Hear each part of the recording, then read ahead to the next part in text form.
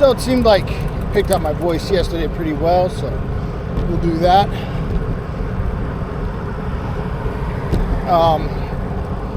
One thing I noticed is it just made a bunch of about 20, just under 25-minute files. They all maxed out. The biggest ones were 16 gigabytes. So I'm assuming that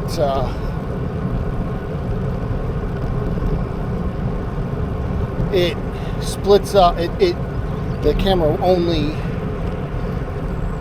only records up to a 16 gigabyte file and then starts a new file.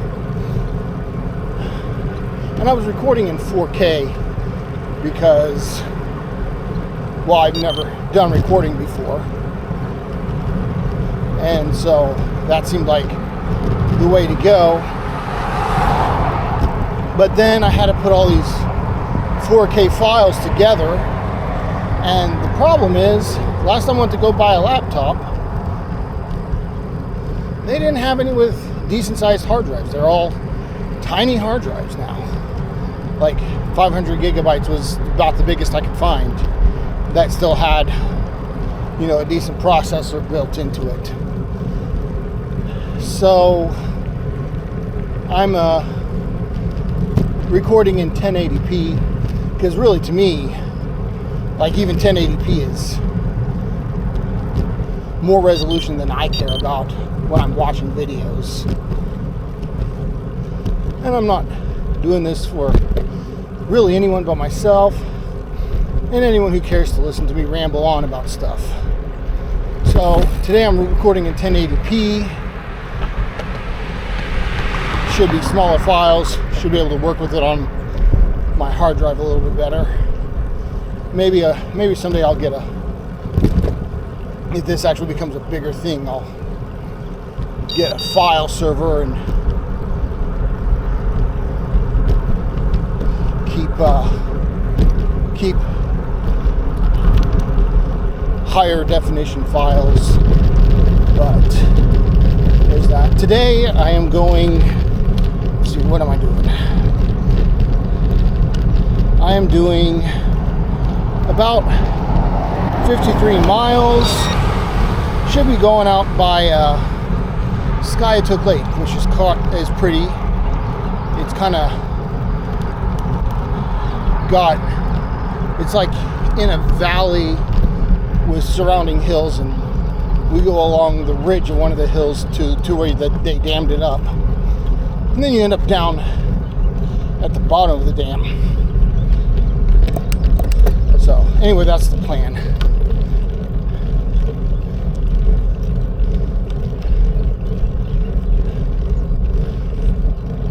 But right now I'm on Highway 97. Now, normally I don't like riding on highways, but it's what time is it? 7:16 on Sunday morning, and this isn't the major highway, so I'm guessing probably just going to be just fine as far as heavy traffic goes.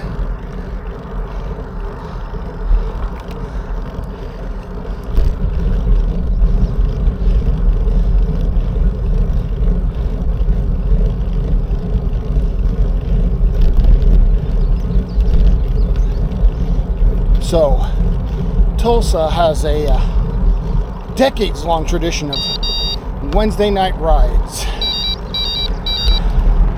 and I have been told it is the largest non-organized group ride in the U.S. Now, I don't know if that's true or not, but it is pretty large.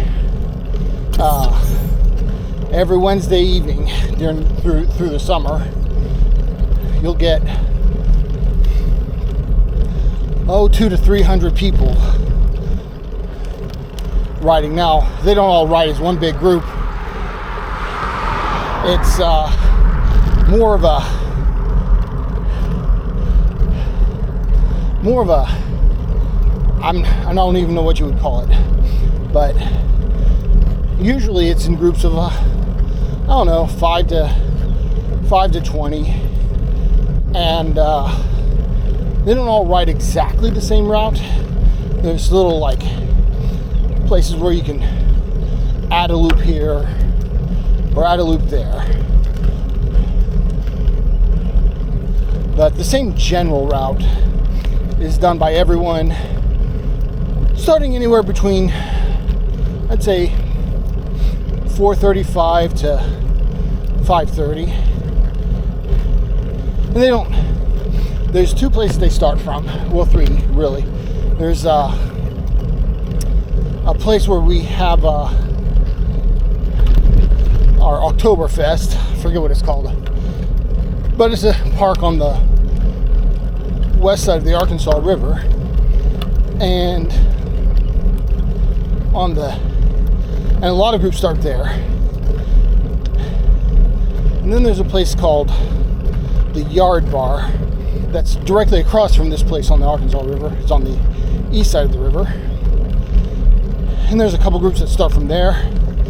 And then the fastest group starts at the end of the river trail, which is, I don't know, maybe a half mile from both, where kind of both of those groups would meet up on the route.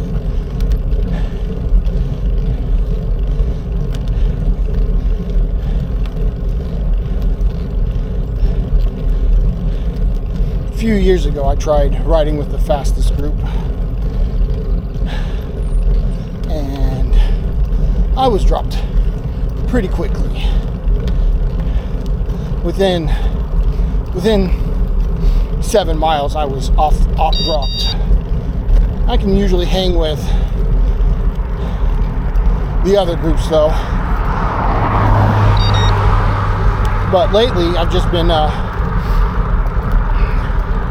kind of taking it chill and going with friends that are less about doing it fast and more about just having a good time. And that's if I do it. Like I said yesterday, I usually ride in the mornings. Wednesday night is one of the times I might go out and ride again in the evening as well. And certainly, like, if it's raining in the morning, I don't want to ride, I'll certainly be sure to hit up Wednesday night ride then, for sure.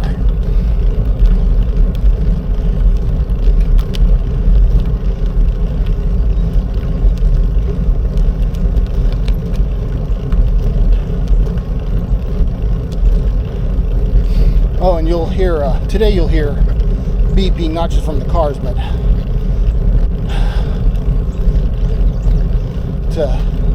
I've planned out a specific route today, so you'll hear beeping when it tells me to turn and stuff. We got some walkers up here. That's kind of weird.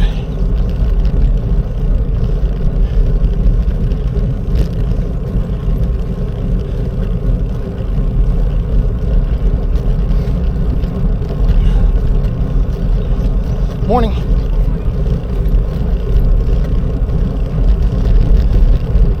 See that very often.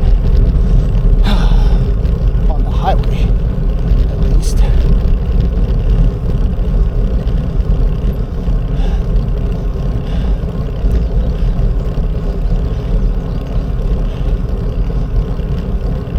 Wonder if they were looking for something, maybe. Or just out for a friendly stroll, although for walking,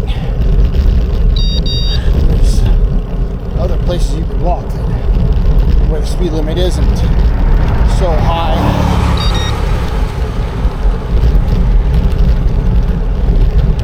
So, I don't know. It's kind of weird.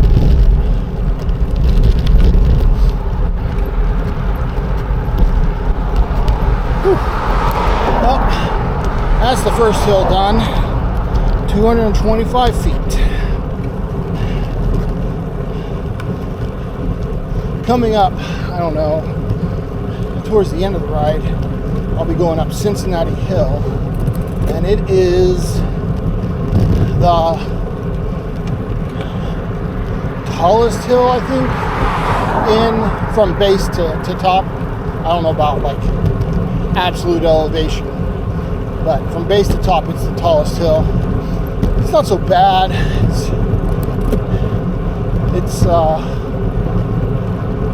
more gradual than the hills I usually ride, but obviously a lot longer.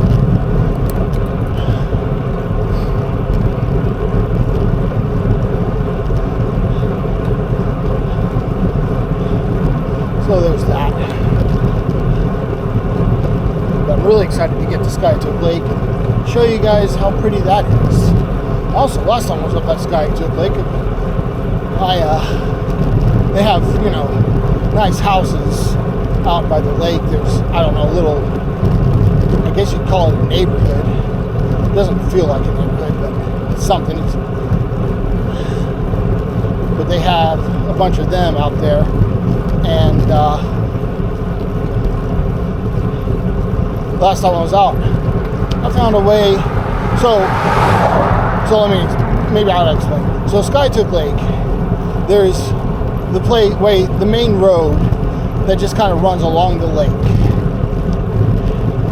and to the right side is like fields, and it feels like the top of a hill. It may not actually be the top of the hill, but it sure feels like it. But, and then to the left side, there's this little kind of a neighborhood. It's big houses, big yards, and very, very, not very densely built. So it doesn't, but anyway, I'll stop talking about describing it, you'll see it. But most of the time, cyclists just stay on that main road because it goes all the way through. Well, last time I was here, I thought I saw a route through the houses that went from maybe a third of the way through along the main road to the end, just next to where the dam is. So I decided to take it, and it was nice. I'm excited about doing that again. Even though, as I said yesterday, I have this new Wanderer Earth, and so at some point I want to do that main road, but today I'm just going to do the nice thing, the pleasant thing.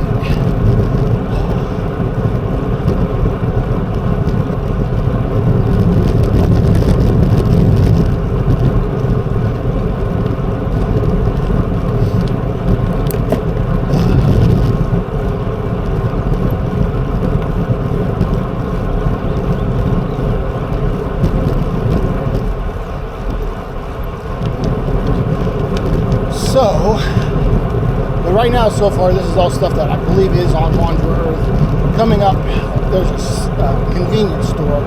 I think probably haven't been past that convenience store since I started Wanderer Earth, so that'll be some new miles. I don't know if you can see it, but off to the right, there's this gravel road. I always wanted to try bringing my mountain bike out here and bombing that, because it looks like it'd be a fun downhill on a mountain bike, or maybe a gravel bike. But I think it's gated, and that's disappointing every time I see it.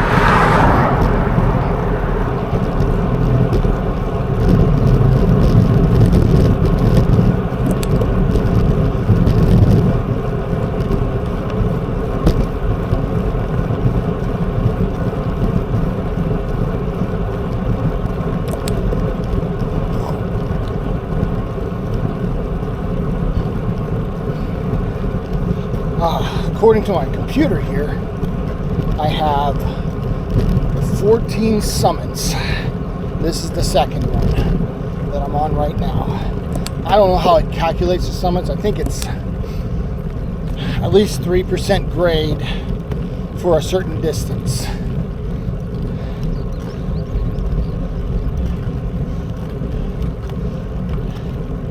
And this one's like a green summit, so it's like, I don't know, right at 3%. It's not that steep, really.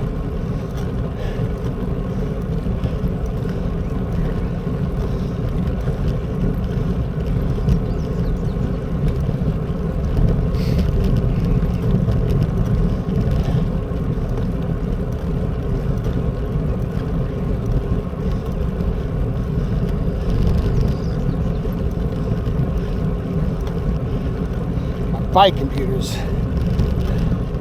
getting messed up. I think I'm probably just gonna buy a new one. Stop at the bike shop today and see if they have one in stock.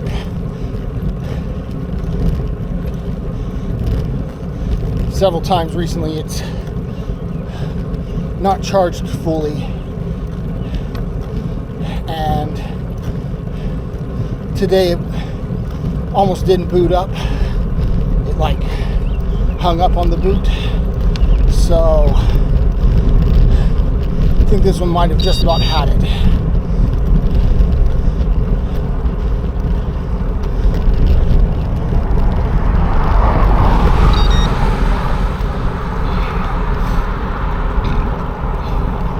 And another thing,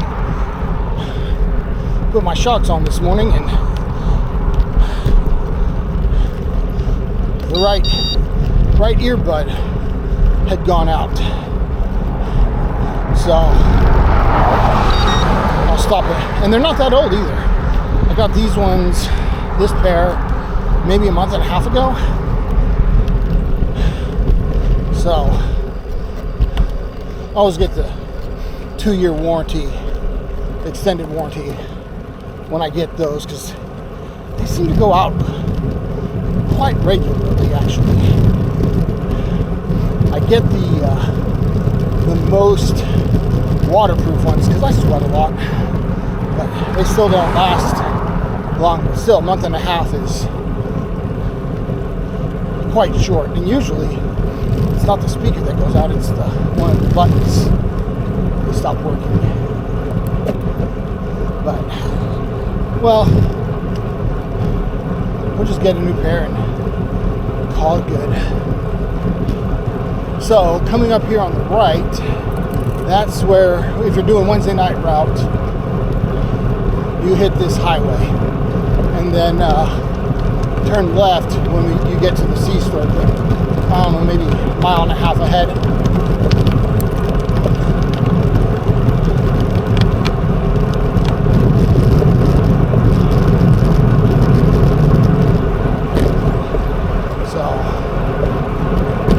Now we're on the Wednesday night route for a little bit. I'm going to keep going straight though.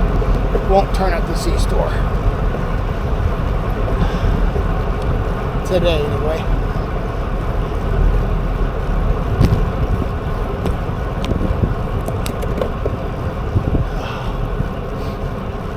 Once I get all this stuff figured out, I'll probably try to figure out how to do a kind of an animation of my route and put it in a box on the video. That way you can kind of see where I'm at when I'm riding. Also, I tried to link to my Strava activity, and I guess YouTube restricts putting out in external links till you're an established channel. So for now, I'll just put the URL and you'll have to copy and paste if you want to actually see my activity.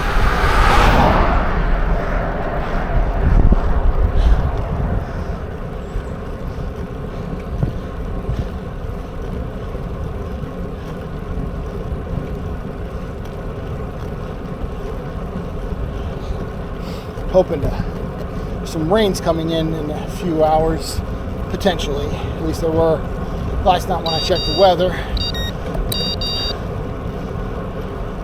Hopefully I get done faster than they come in.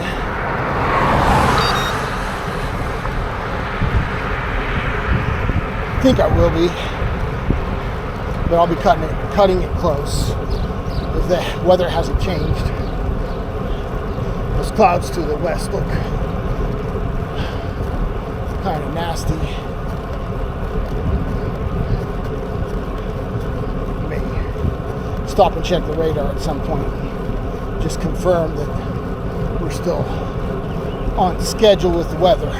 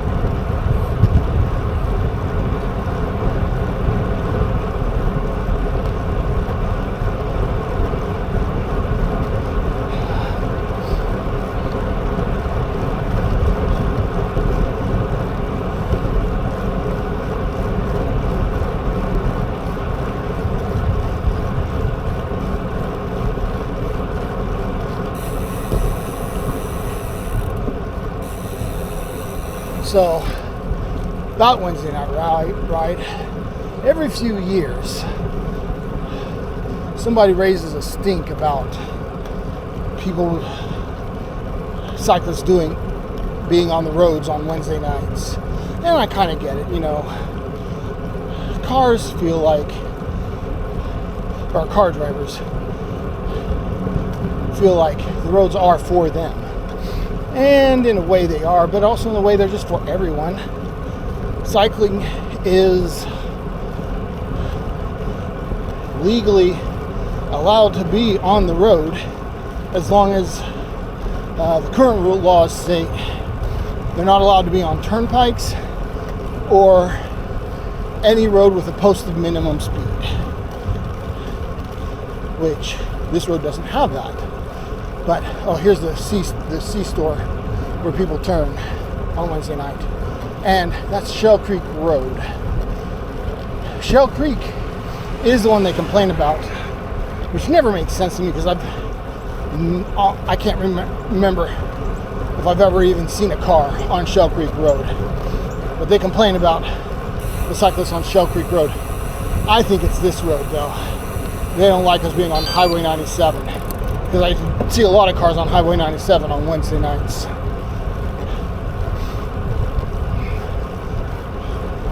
But I think someone feels like they have a better chance of getting us banned from Shell Creek Road than Highway 97. And if they ban us from Shell Creek Road, we're going to just not go on Highway 97. So I think that's probably what's going on in someone's head. The thing is, though, most cyclists obey the traffic laws. Wait till I slow down to finish.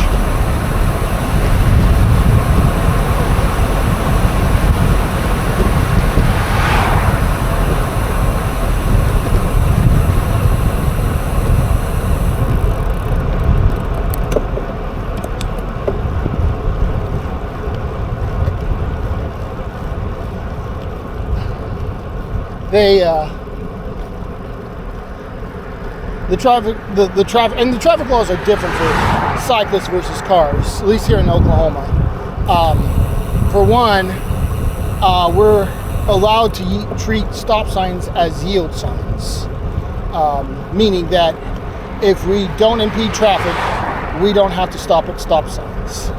I don't think most drivers realize that's actually in the laws. But you know, personally, like if I'm in a car, I don't want to have to stop while behind a cyclist who's stopping at a stop sign. They're not going to impede traffic by by just going through that stop sign. And so I would rather they just be able to roll right through the stop sign if there's no other traffic, you know, coming crossways or turning left coming from the opposite direction, you know. That just seems to make sense to me.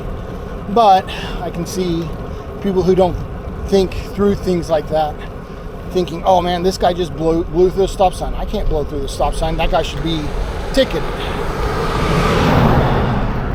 And, you know, and it's like this sense of it's unfair that they're not getting ticketed for not having to obey for not obeying the laws that I have to obey. But, you know, so that's one thing. And also cyclists are supposed to ride only two side by side at most, which like is kind of hard because there are times when you're in a group, the person on the front is getting a lot of wind. And so one thing you do is the person on the front will drop back and you'll rotate through the whole group. Well, when someone's dropping back, you can't be 2 by 2 in a group and have, you know, 1 or 2 more people dropping back and still be 2 by 2. You're going to be 3. You know, you're going to have a section where there's 3. Now, I suspect that's probably not going to get a ticket because for the most part the group is doing 2 by 2 and it's just one instant where any individual cyclist is going to be 3 abreast or 4 abreast. And, you know, I think you're still following the spirit of the law, but you're not following the letter of the law when you do that. Now there's some groups, especially, so back to Shell Creek. Shell Creek is pretty rough at the very beginning. And so cyclists are supposed to do only 2 by 2 and stay to the right of the road as long as it's safe, as far right as you can. Now Shell Creek, especially at the beginning, has a lot of potholes. Now cars don't have problems with potholes. They have giant, you know, a lot of volume to their tires and not such a problem with hitting a pothole when you have a large amount of volume. Cyclists, and cars don't have tubes. If you got tubes and you hit a pothole, you run, even if you don't damage any part of your bike, you run a real risk of getting what they call a pinch flat, which is where your tire pinches the tube between your rim and the tire itself. And it happens when you go over holes or sharp bumps. It can happen if you have your tires properly inflated, pinch flats will be minimal if they happen at all. But, you know, not everyone checks their tire pressure every ride. You might have had a flat earlier, and it's hard to get your tires inflated properly when you're on the road. So, and that's just that one danger. There's also the real danger of hitting a pothole and just going off your bike. So, and you can damage your bike beyond just the tubes. Like people have cracked their wheels on potholes. So it's best to go around potholes. Well, on Shell Creek, there's places where it's all potholes and you have to actually get on the left side of the road to avoid the potholes. Now, and I've done it. A lot of cyclists do that. I don't do it if I'm aware of a car, but I do it if there's no cars coming from behind or in front of me, if that's what it takes to avoid the potholes. But I'm not, if there's no cars, like, who's getting hurt by that? I'm not, whatever.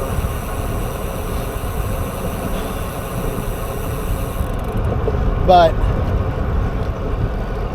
you know, I can see how it's frustrating to have a whole bunch of cyclists that you have to go around. Because, you know, like, on a bike, you feel like you're going pretty fast at 20 miles an hour. But 20 miles an hour in a car, in any situation, except maybe in a parking lot, feels like you're not even moving. I mean, school zones are not even as slow as 20 miles an hour, and most people can't go the speed limit in a school zone. So when you're on a road where the speed limit is, I don't know, 40 miles an hour, 50 miles an hour, and you're stuck behind a group of cyclists that are doing, you know, maybe 20. I mean, the faster groups might be doing 25. The semi-fast groups might be doing 20. And then everyone else is probably doing 15 to 18. And you're stuck behind this group, and you pass them, and then there's another group doing the same thing. I can see how that's frustrating. So I get it. But, I don't know. I don't know if there's a solution that's amicable to everyone. It's just, I don't know. It's just unfortunate that that's the situation we're in.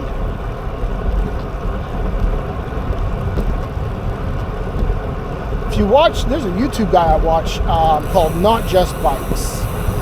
He has some pretty interesting ideas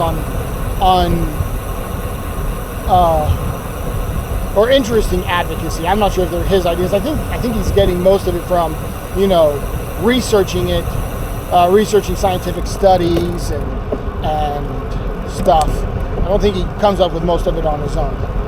But he is really advocates for, you know, building roads where cars are naturally limited in their speeds, because there's and he you know, you go watch a video on it, and one of his videos on it, but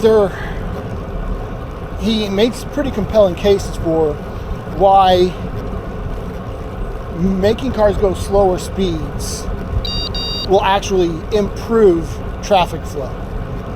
I remember one video I was watching, and,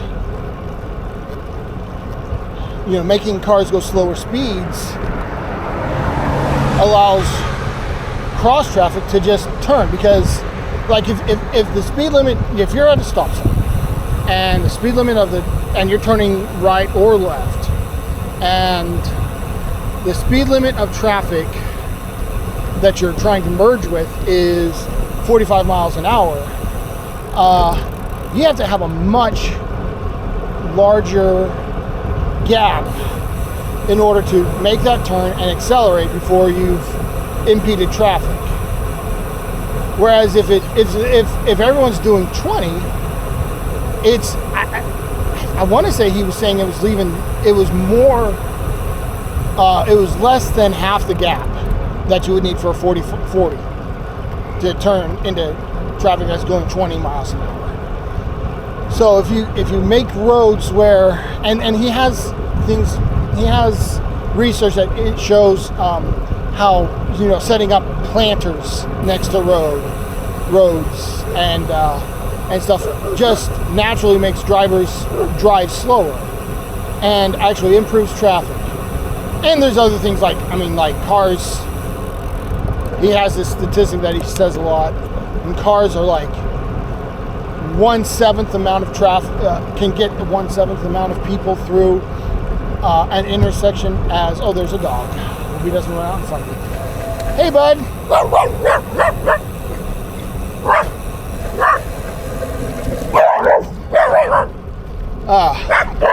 Hey.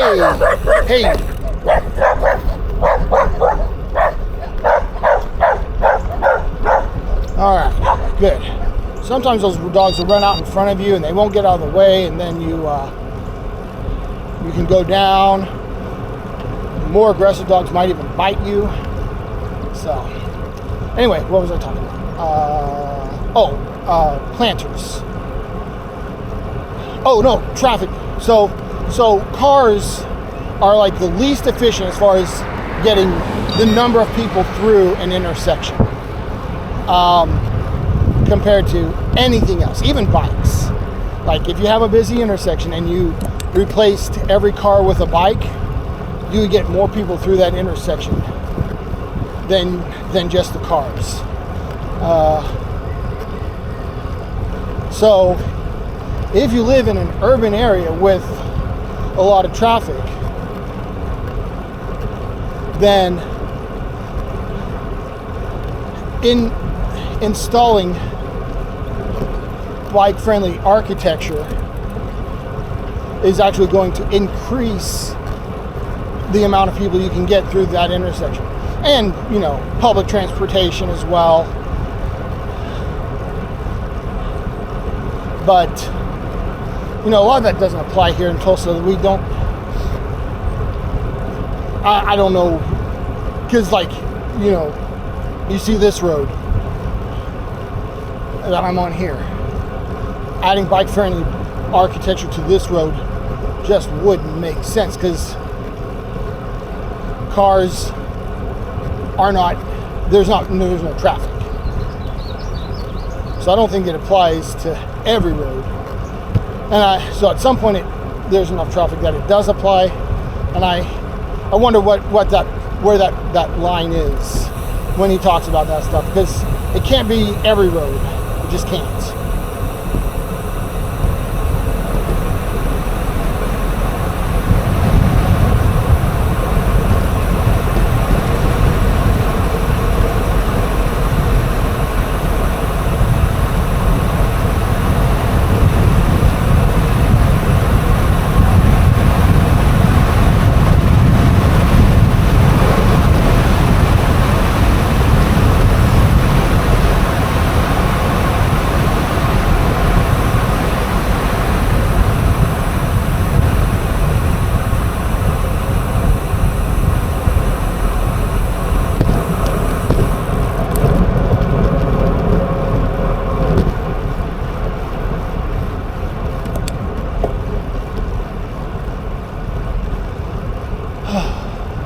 So, back to cyclists following the laws. I think most cyclists do follow the laws. Most cyclists are aware that we don't want to upset the car drivers, because you do that and you just cause problems.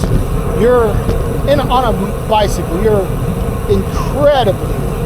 incredibly exposed to if some unhinged person decides they just want to run you off the road. Well, you can't do anything about that. They're going to run you off the road if they actually get you off the road and don't just run over you.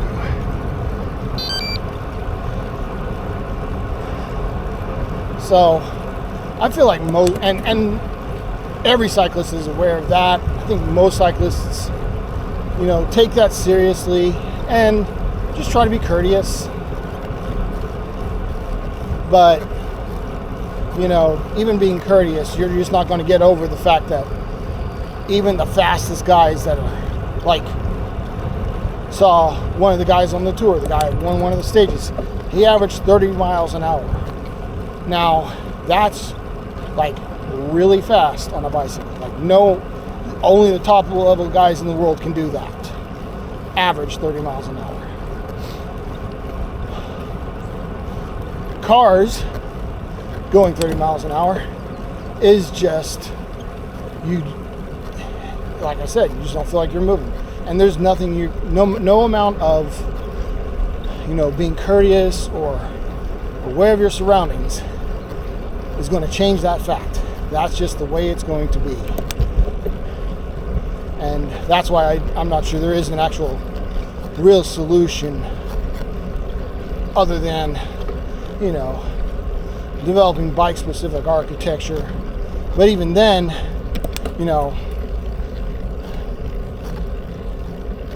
you get motorists who say, well, why are we doing this? It would be better to use that. Most people don't understand, how taking a lane away from a car and turning it into a bicycle lane or 2 bicycle lanes actually improves traffic flow. They just know they're sitting in traffic. And a few years ago, there were 2 lanes here instead of just 1.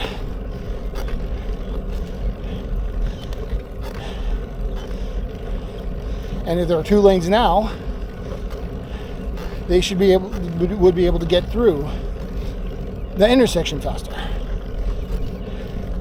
Now, statistics show that isn't the case. That adding lane actually often makes things slower for whatever reason. But that's not intuitive. You have to do studies on that. You have to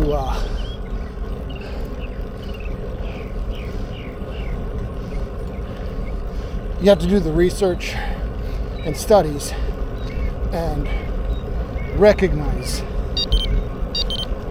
that is the case. And most people just don't do that. They assume their intuitions are correct. And no, it's fair. Like, your intuitions,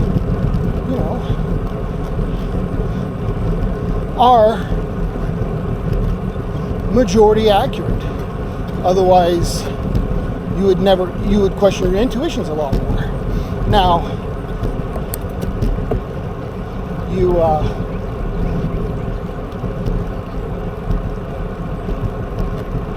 it's hard to tell when your intuitions are inaccurate, but it doesn't change the fact that they are accurate most of the time. Accurate enough anyway. And the thing is, you don't even know when you're using your intuition. Like, I don't know.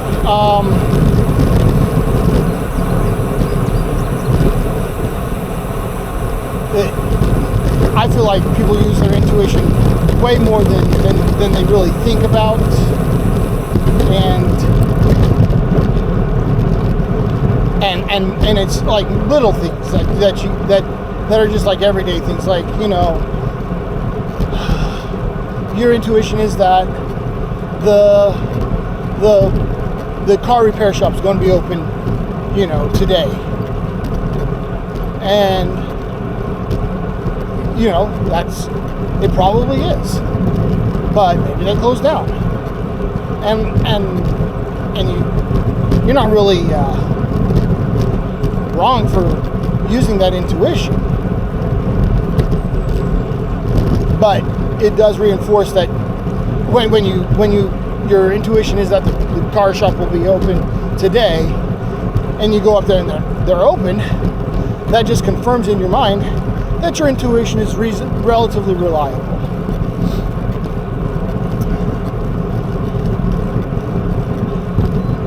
And it's hard to tell an unreliable intuition from a reliable one.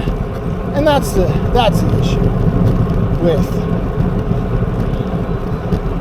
looking at those bike lanes and saying, well, they shouldn't take added that bike lane, there's no one in it. And that brings up another part that this Not Just Bike Sky talks about, and that's if you build a bike architecture but you don't do it well, then you're shooting yourself in the foot as far as, you know, urban planning goes. Because if you don't do it well enough, if you got to do it well enough that people feel safe using it. That means, like, you've got to make sure people don't park in the bike lane. You've got to make sure people feel protected enough from the flowing traffic that they feel safe using the bike lane. Now, you know, you get someone who rides all the time on the roads, and they're probably going to be fine with the bike lane, because even though it's still just a bike lane, it's slightly less dangerous than riding with the traffic on those same lanes. And they're already doing that. But you get the new cyclist who isn't doing that, and they're looking at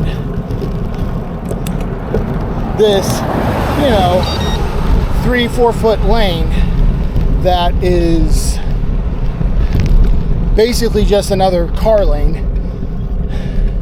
and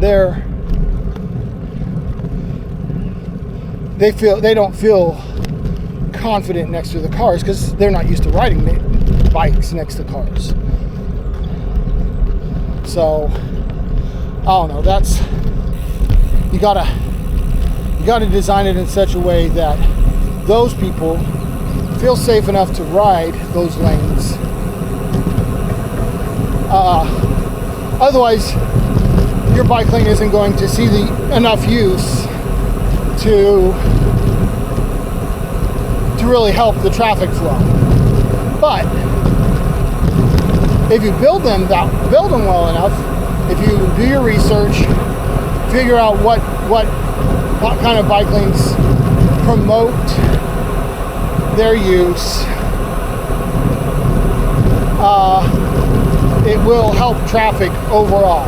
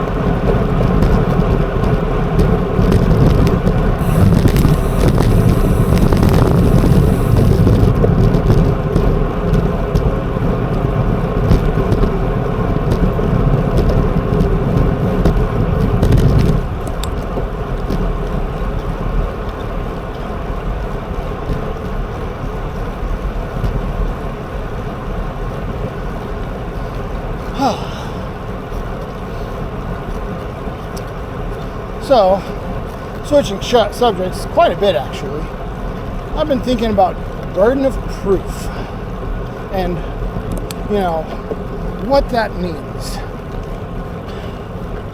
A lot of people say burden of proof doesn't lie with those who make the negative claim, because that's the default position.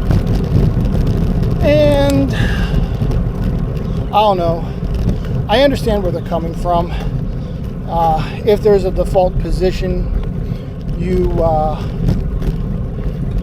shouldn't have to prove the default position. But I don't think they understand what burden of proof means. At least they don't have my understanding of it. To me, here's what burden of proof is. If I make a claim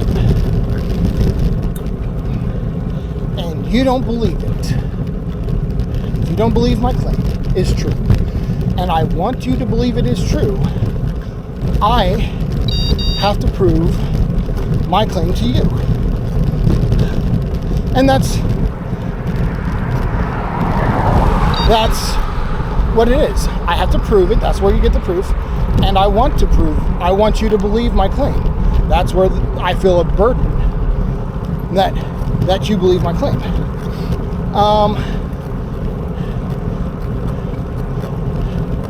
To say negative claims don't require burden of proof because that's the default position. I just don't, that, like,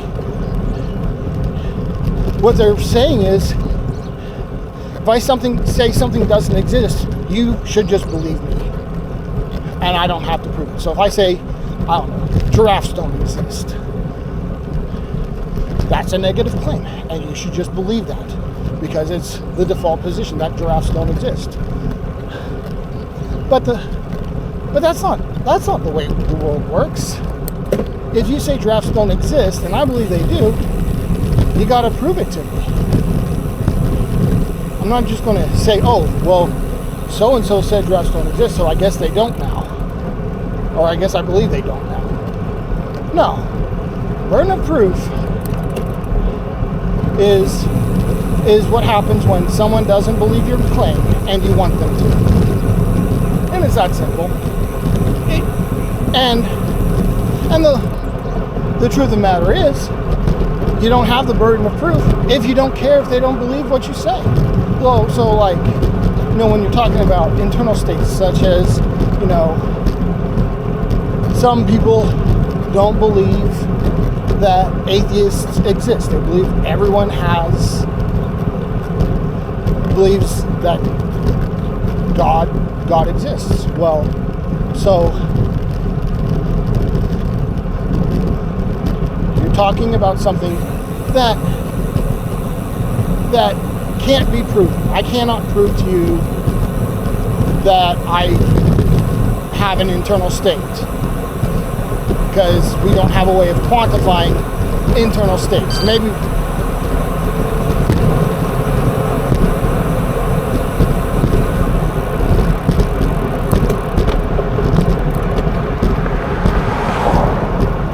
Maybe we will someday, but we don't today. I suspect we probably will never be able to quantify internal states simply because I feel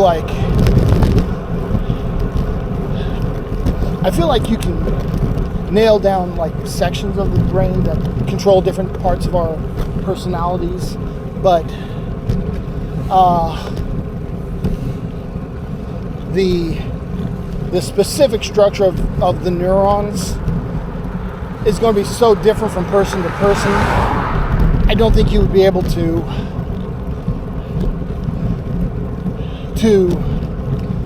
actually read specific thoughts that a person is having. Ever. Certainly not any time. You'd have to at least know every specific neuron that this person has. And their specific neurons are not going to be organized close enough to anyone else's specific neurons that you could use,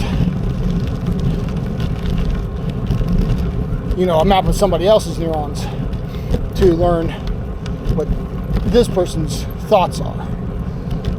So I don't think there will be an actual way to prove internal states. But the truth is, I don't have a burden of proof to prove my internal states to you because I don't care if you believe me or not. I think you probably should believe me as long as I, act consistently with what I say my internal states are. You should probably believe that my internal states are what I say they are. But I don't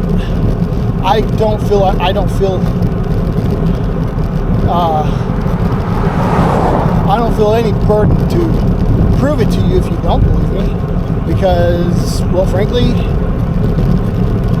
you aren't worth my time. The time it would take. even if that was possible, because you're saying that I'm lying to you about my internal states, and I just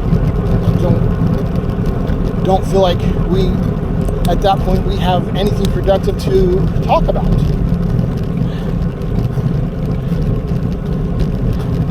And so I'd rather just move on and talk to someone who's willing to have an honest conversation with me.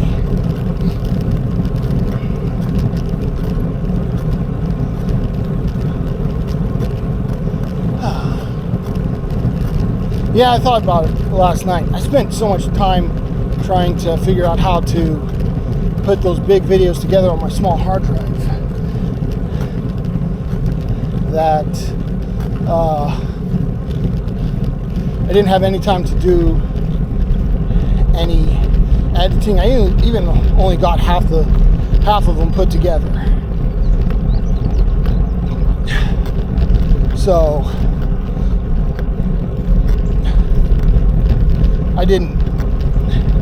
I kind of watched bits and pieces of it.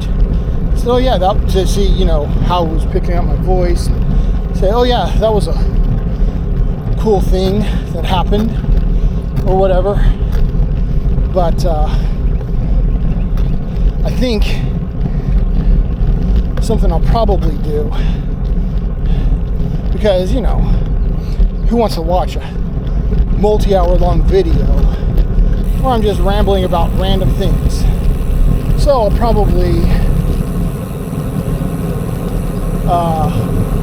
add timestamps for different subjects. That way if you can see what I'm talking about, and you can go to the specific spot where I'm talking about something that you're interested in, and you can ignore the other stuff.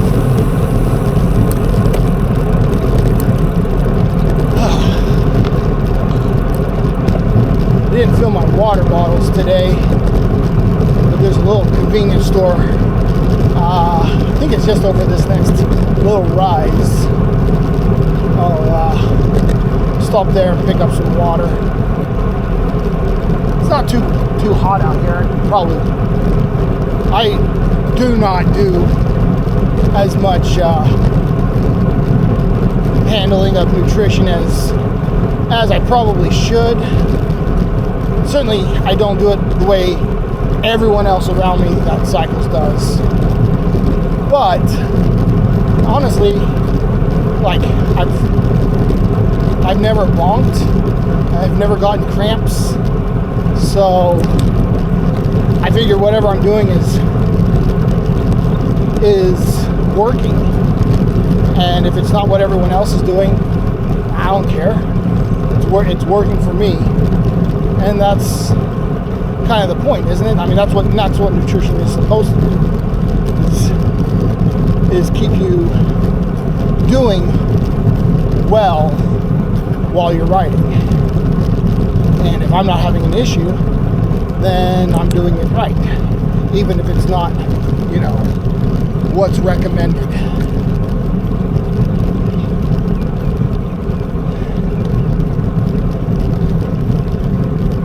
But on the other hand, I guess it's not just over this rise. Pretty sure it's on this road. Better be. Well, of course, I guess once I get up to Tall Chief Cove, there's a convenience store up there I can stop at if I have misjudged where I'm at as far as this other store is. I'll probably stop and look at the radar too when I get to the C-store, because those clouds are looking worse.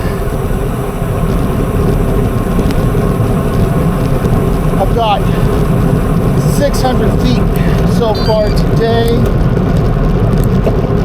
which I only needed 100 to meet my minimum for the week, which is 7,234 feet per week. And I have that set up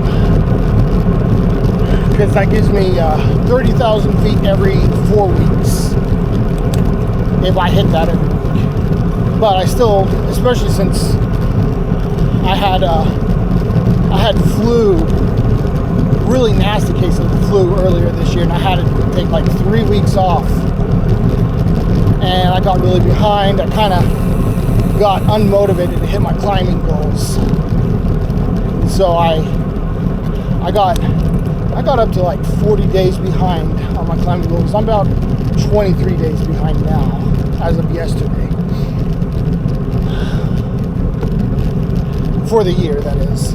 Which, you know, shouldn't be a really big deal if I just put in the miles.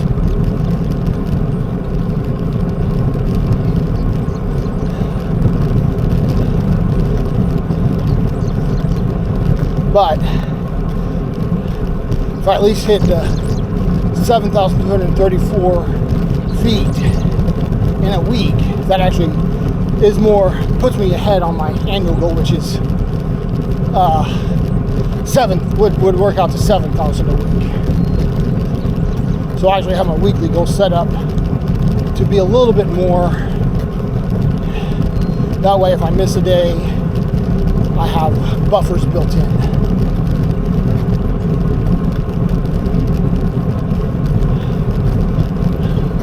Which, I don't know, I'm probably, I'd have to look at my calendar, but I know I'm probably close to 40 to 50 days consecutively at this point. A couple years ago, I got to like, I think 210 days consecutive. That was the longest streak I've ever had. Averaged about, I think when I took it out and averaged my mileage over those days, I averaged about 35 miles a day. Most days during the week, on our morning rides, we ride 20 to 25 miles. And then I do longer rides on weekends, and sometimes I do ride in the evenings as well, so that bumps that average up, makes up for only doing 20 to 25 miles a day, or in the mornings.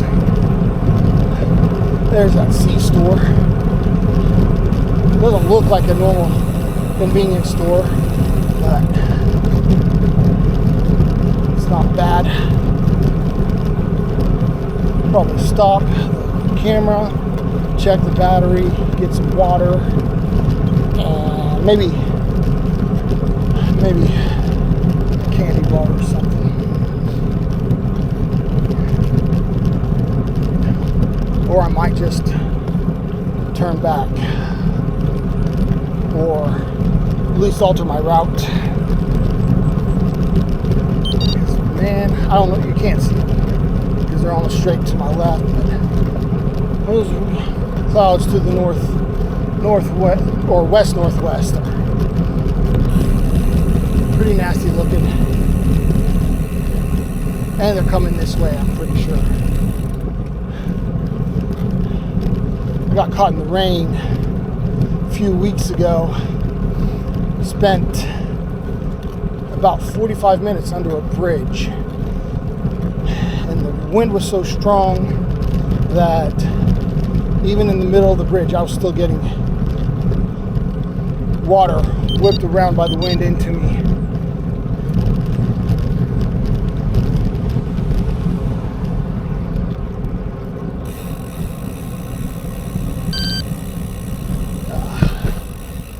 Telling me I'm going the wrong direction because I'm supposed to turn left at that intersection.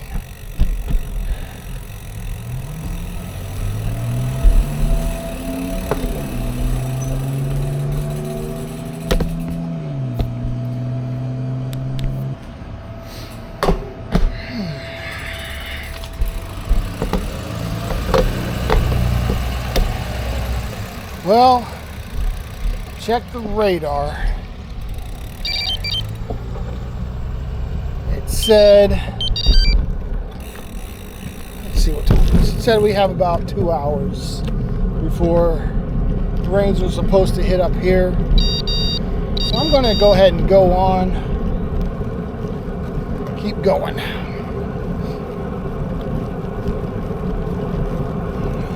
I don't know if you can see those hills up ahead, but that's the start of the climb up to Skiatook Lake.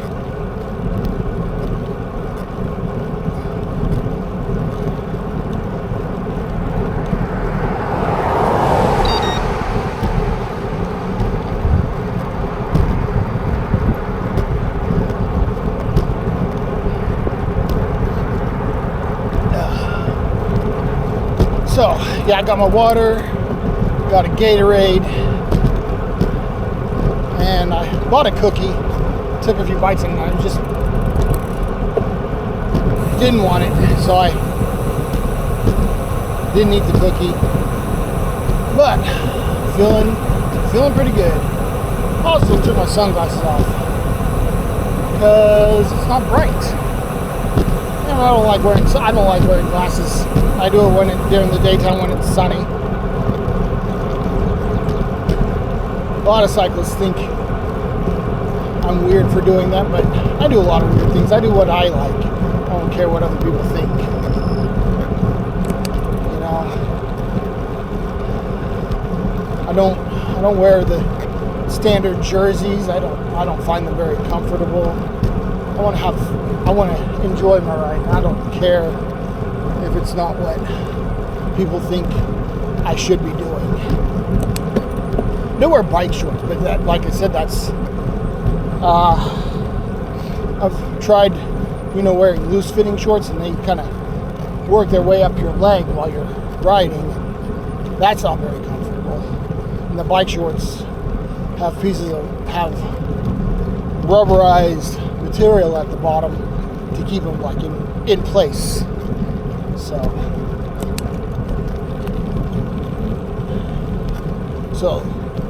those actually feel more comfortable to me.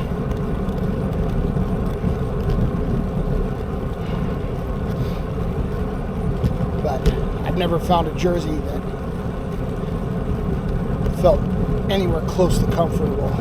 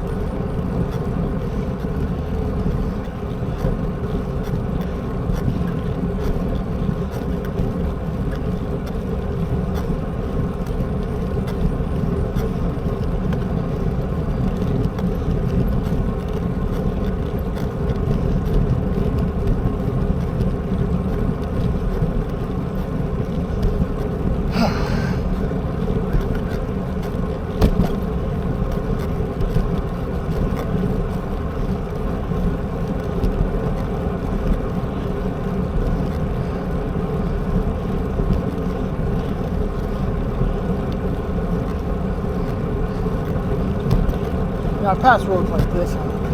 Where does that road go? Looks fun, but it says dead end. So I never go down it. This just means I'll have to retrace my steps. There's not much that I dislike more than going on the same road twice, even if it's different directions, on my bike,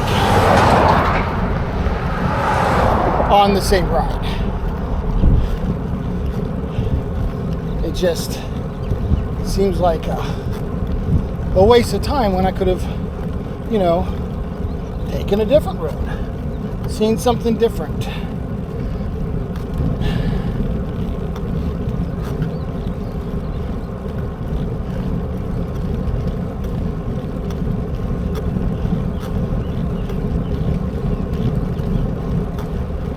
one of the nice things about cycling, really.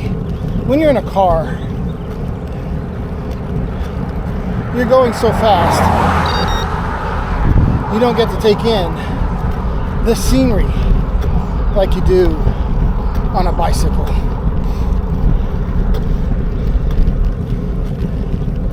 On a bicycle, you're going slow enough, you can stop and say, wow, I'd never seen that before. I've been on this road 100 times in my car.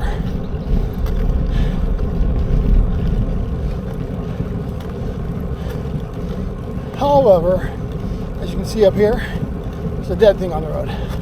That's a disadvantage, because I can smell that. In a car, you wouldn't smell that.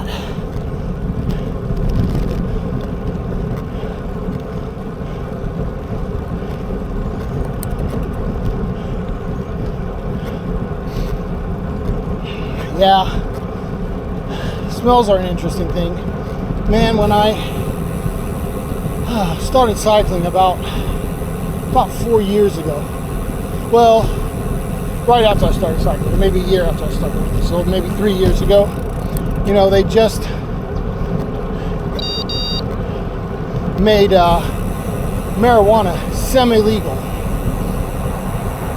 And not so much anymore. It's kind of died down, but at first we had, it seemed, if there was an empty storefront, a dispensary was going in there. It was a boom market. I never believed for a second that was sustainable. There's just not, I can't imagine that even making it legal and people will use it that wouldn't otherwise, that there's a market for like 3 dispensaries in one strip mall, which is what we were looking at. Like, it was just dispensaries everywhere. And I'd never bought that there was that much of a market. They were going to bust at some point. And they have. The dispensaries are not nearly as ubiquitous as they were a couple of years ago. But, you know, getting out on the bike and, you know, being able to smell things, man, at that time, it seemed like the whole state smelled like marijuana. I smelled it 80% of the ride, every ride. It was kind of insane. I felt. No, I have nothing against people who smoke marijuana. That's whatever, as long as you're not hurting anybody. But I just thought it was kind of weird that for a while there, just everywhere smelled like marijuana. I guess that's kind of what happens when you loosen up prohibitions. People are going to try it, find that they like it, or find that it's not for them, and that'll be that. But they'll stop trying to keep it secret the way they would keep it secret if it were, you know, possible imprisonment for not keeping it secret. You know, I don't think it probably made a huge difference in quantity of usage. At least, you know, historically, that's what prohibitions have done. They haven't really stopped usage. They've just made it usage promote criminal activity.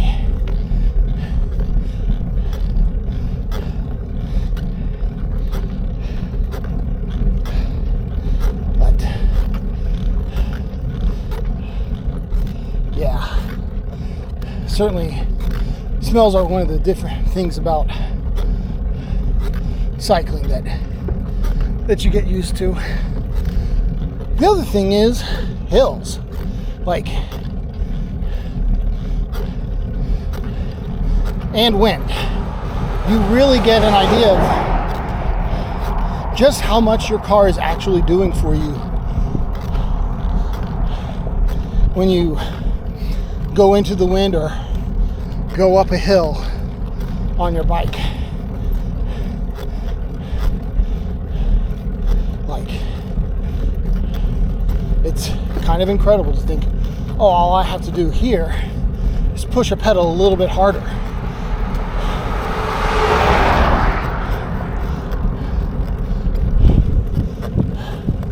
So, if you can see it up ahead where that crest is on the road, it's about where the lake starts. And I'll stop and, if I have a good view, I'll stop and kind of turn the camera and show you. Because it's pretty. It'd be prettier if it were sunlight and not overcast, but still pretty. And you know, if nothing else, I ride for the views. The views are the getting to a nice view is the nicest thing about cycling, in my opinion.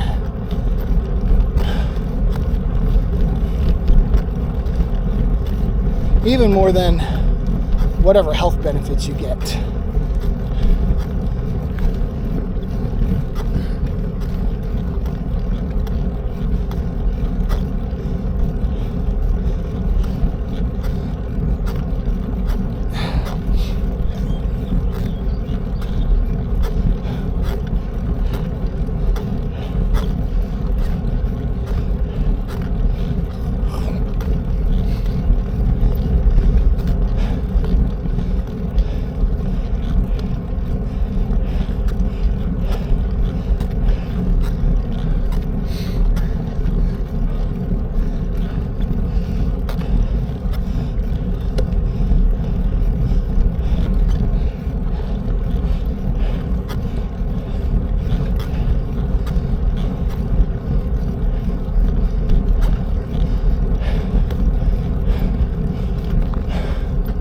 The other thing I want to figure out about these videos is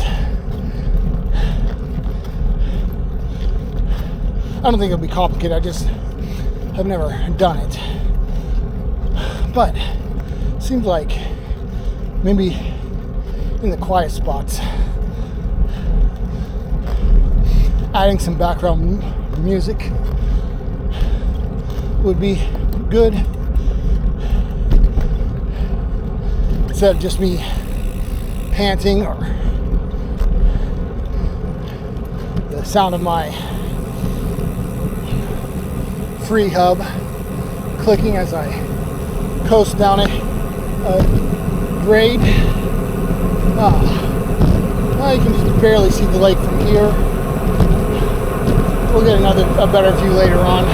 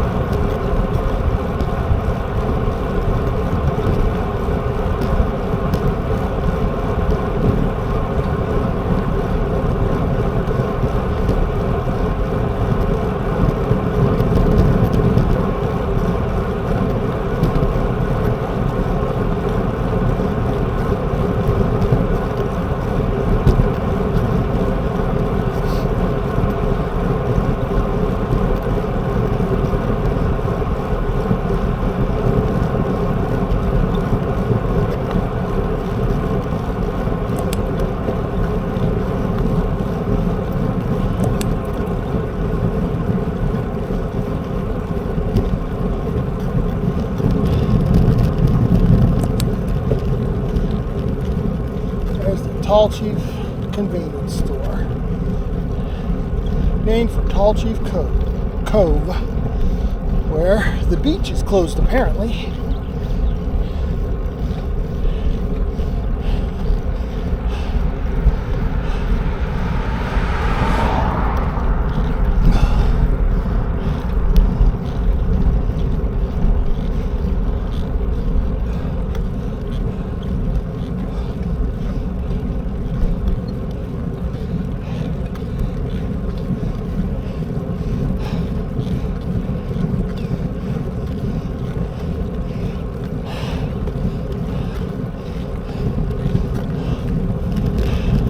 I don't know if you could see that CC and then R2R. Those are two rides that happened recently.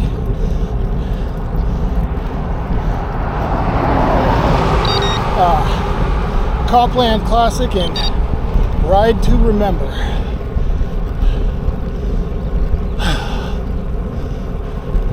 I think the Copland Classic is in support of police departments around here or something. Not really sure about it. Ride to Remember is about Black Wall Street, which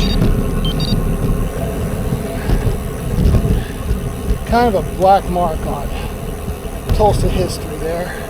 Oh, here's a good view. I'll have to.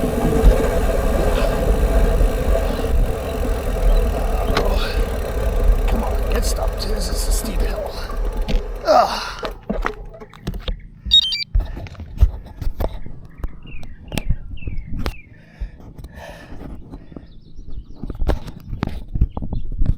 Come on.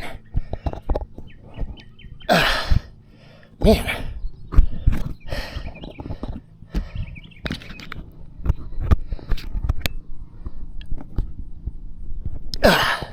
The little mount doesn't want to let go of the camera.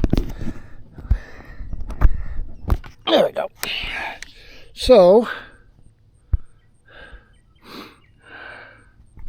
see if we can zoom it in a little bit. There's Skiatook Lake.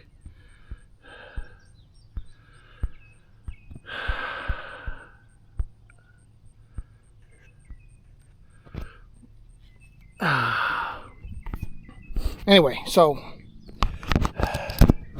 Tulsa, the Ride to Remember is about the Tulsa race riots, which in the 1920s, Tulsa had what they called Black Wall Street, which was the most affluent black community in the U.S.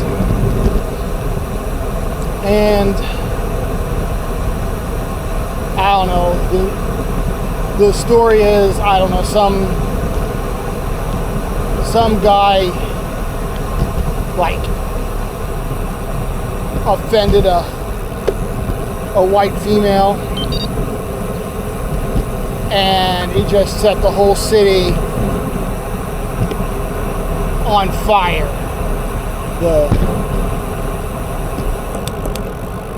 The whites around just didn't like that and just burned the place to the ground. And we've even heard stories. Guy I ride with sometimes says his grandfather went around and was paid, I don't know, like $2 a body, and they just dumped it in the Arkansas River. Now that, I don't know, that doesn't seems like a tall tale to me, but you never know. That certainly something that could have happened.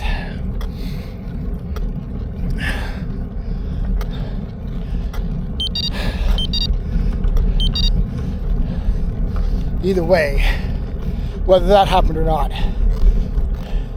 it's certainly something that we shouldn't be proud of. But Ride to Remember is to is to remember to keep it in our minds so that we don't do it again. You know?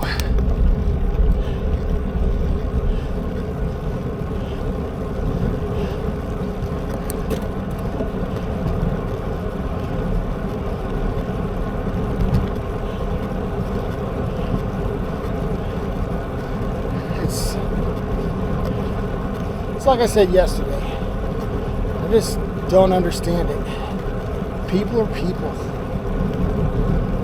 What does skin color have to do with it?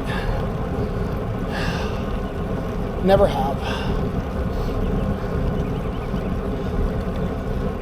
Same thing goes for gays and homosexuals. You know, I was raised by fundamentalist Christian parents. And my mom, I remember my mom telling me as a kid that homosexuality should be illegal. Not just like, not, I don't know, like it should be illegal to be in a homosexual relationship. And like, even as a kid, I don't remember caring. It just didn't make a difference to me what someone else did that had no effect on me. And I mean, I considered myself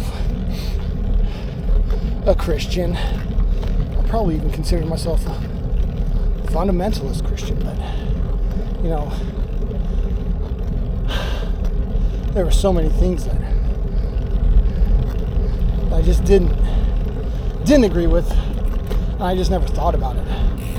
I don't know what that says about me.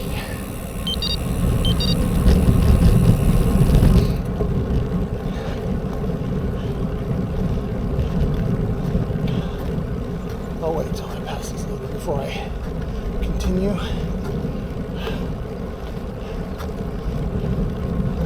Morning.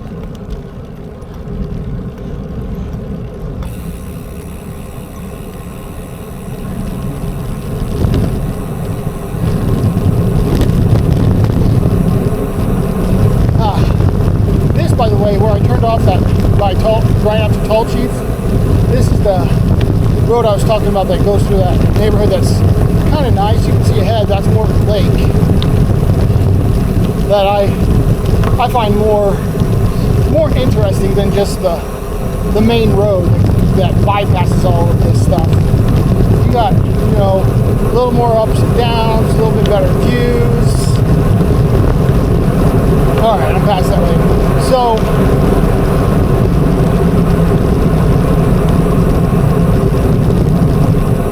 what I mean when I say I just didn't think about it is I had my opinions and I thought, you know, I didn't understand why it was such a big deal to people, but I didn't connect the dots that, hey, I really don't fit in with these people. I'm not like they are.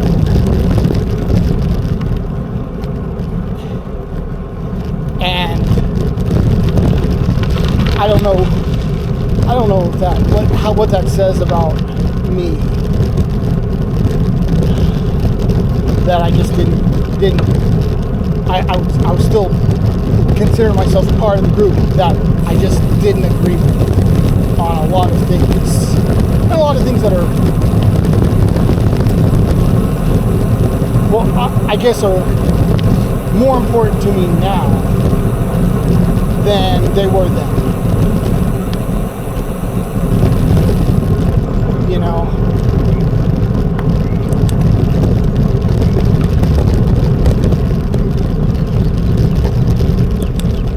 But anyway, so back to my mom. She was like, you know, homosexuality and homosexual relationships should just be illegal. And I was like, I don't know, thinking back to when she said that and where I was sitting. I had to be between 8 and 12 or so.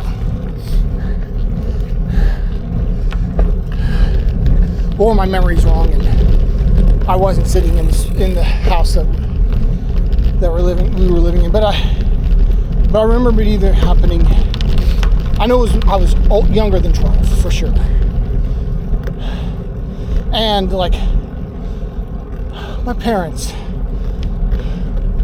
were the kind of parents that feel like kids shouldn't be exposed to things they disagree with. You should only expose them to the ideas that you agree with and never expose them to the things that you don't. So I barely knew what homosexuality was. Didn't have any exposure to any homosexuality other than through the lens of my parents' fundamentalist Christian views. But even so, I knew enough to say this. One, I just don't care. I didn't tell her that, but in my head I was like, I don't know why this matters. Who are they hurting by having a homosexual relationship? And two, and this is what I did tell her, you know, why do you want to have the power to make something like that illegal? Because if you have the power to make that illegal, then someone else has the power to make something that you agree with illegal as well. And it's like, I don't understand how you can't see that. You know, you take this power because your group has the power now. So you take this ability to do something and you say, this is something we can do and we're going to do it. Well, now you've made that a precedent, and the next time your group isn't in power, well, now the group you oppose has the ability to do the same thing back, or something different back. You know, but just something that you would disagree with just as much as they disagree with you on whatever. You know, and the fact that some people can't see how that actually is a thing boggles my mind.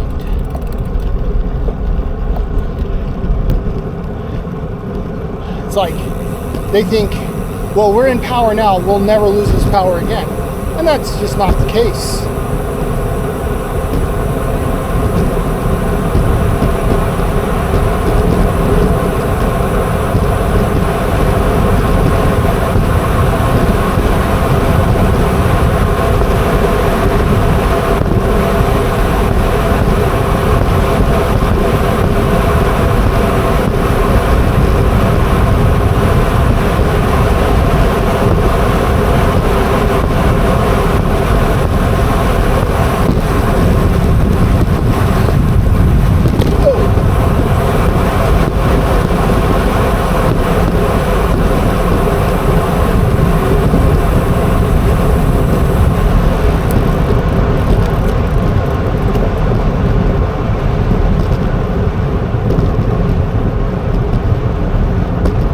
I mean, if you think about it, throughout history, every group, the only group that has come to power and not lost it is the group that's in power right now.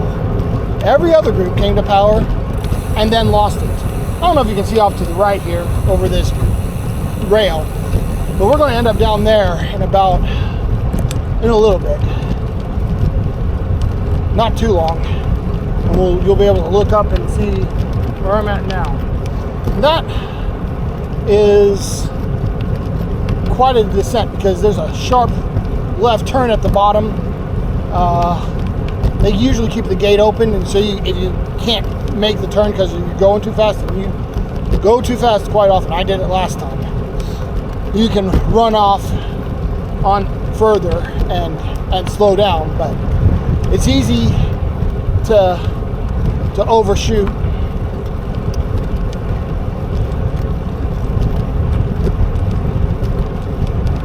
I don't know if you can see to the left. I don't want to stop and take a photo, but this is the dam for Skiatook Lake. This is how they made the lake. Most of the lakes in Oklahoma has a lot of bodies of water, but most of them are not natural bodies of water. Most of them are man-made lakes by creating dams.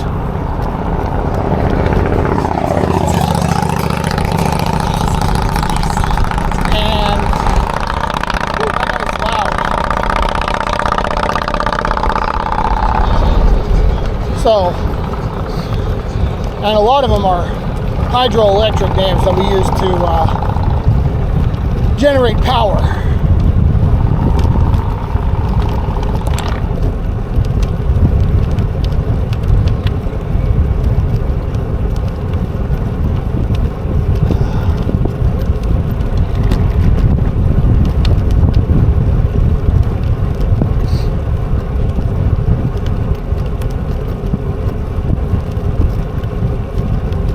I forget what state it is, but or what the statistic is, but as far as shoreline in Oklahoma, because we've got so many man-made lakes, is like more shoreline than I think one of the coasts, but I forget which one.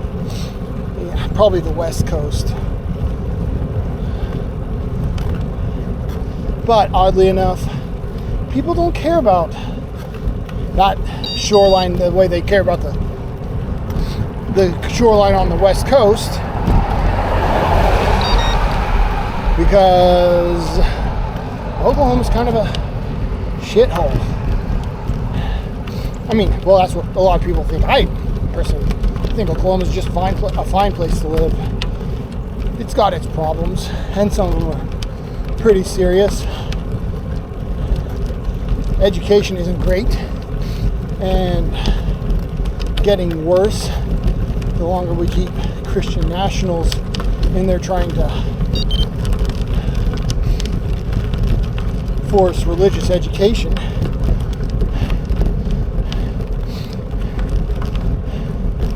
But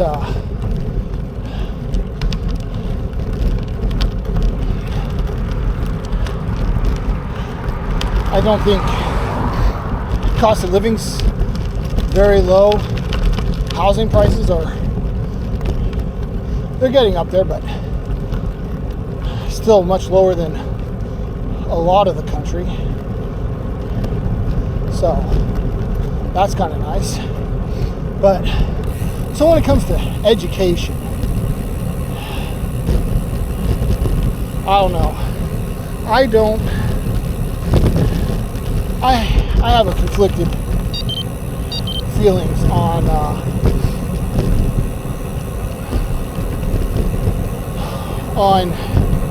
religion.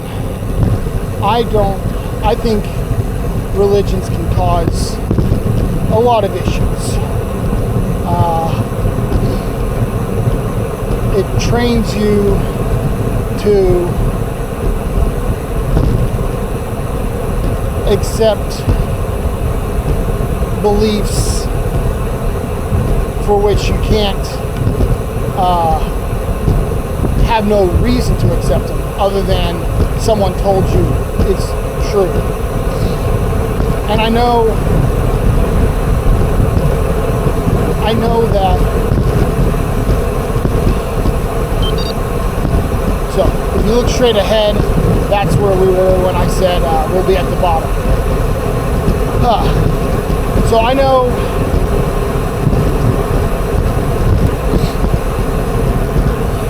that, you know, a lot of atheists are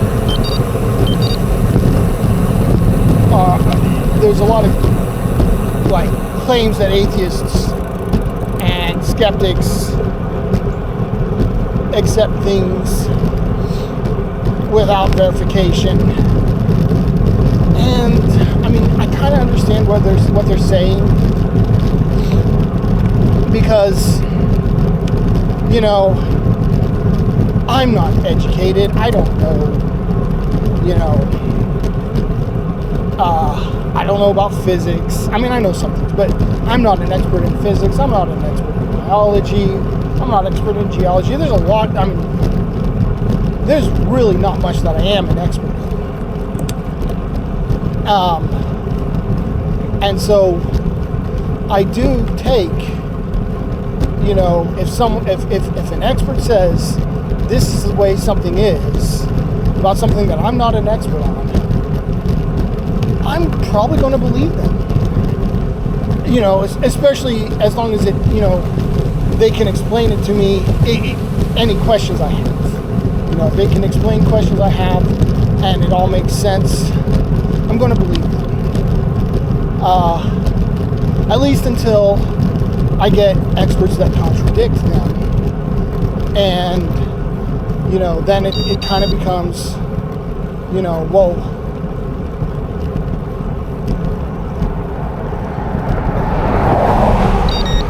what makes more sense, what of their expertise can I grasp and say, yeah, that's the thing, that's the truth, or that seems to be what the consensus is. But, you know, if I talk to all the experts and they all seem to agree broadly on certain things, then I'm probably going to be like, yeah, that's what the experts are saying. I don't know that for myself, like from my own research, but the experts are all agreeing on this, so it's probably the case, at least as far as we can tell right now. And what religion does is not that. So the experts in science, they base their opinions on things that they've tested and verified. And people say you can't test things like evolution, but that's not true. Every time, you know, you see something, see a fossil, and the fossil has characteristics that were predicted, that fossil was predicted to have from evolution. Well, that's a test. That's a test of evolution, because evolution said this is what we'll find. And if you find it, well, there you go. You tested evolution. And the thing with creationism is, I don't see how you can make those predictions. You can't make, if you have everything was specially created, you can't predict what was created and what wasn't until you found it. And so, to me, the fact that evolution can predict what you're going to find and has found it, and creation can only take what has been found and explain why we found it.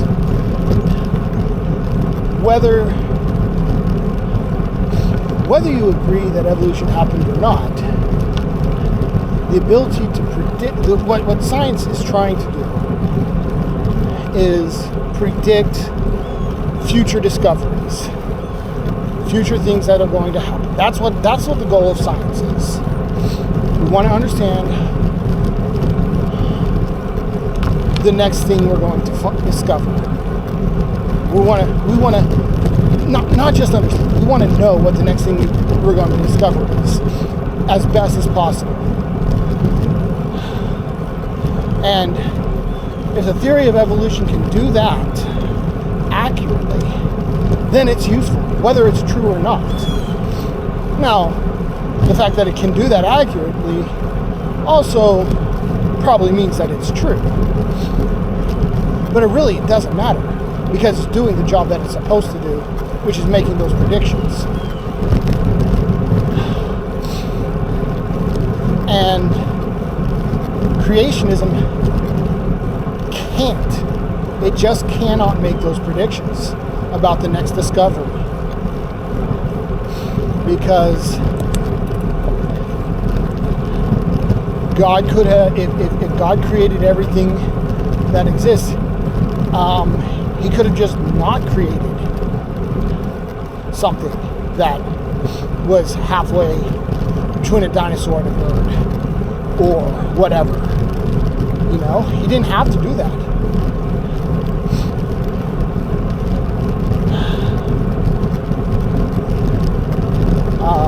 So I don't know. To me, that's why I believe in the theory of evolution, is because it has accurate predictions. It's made predictions, they come true.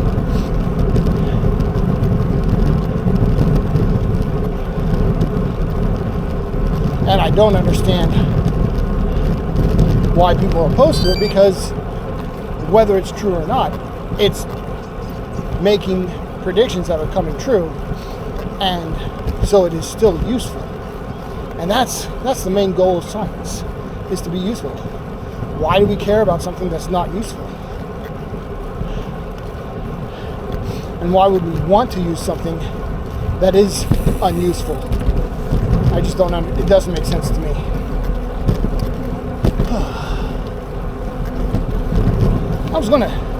I had another tangent I was going to talk about on there, but in the middle of it came to my mind, but I don't remember what it was, so it must not have been that important.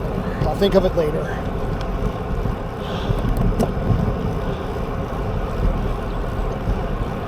Oh, yeah, back to teaching, problems with religion. So religion teaches you to accept, things that can't be aren't useful for making predictions. And I know, the Proverbs guys, they talked about, it's novel predictions. I don't think they understood what a novel prediction was, because they were saying things like, I don't know, one of their novel predictions was that if you accept Jesus Christ, you will be saved. Well,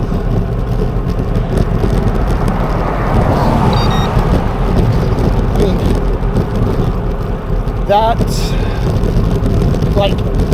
I don't even understand that as a prediction. If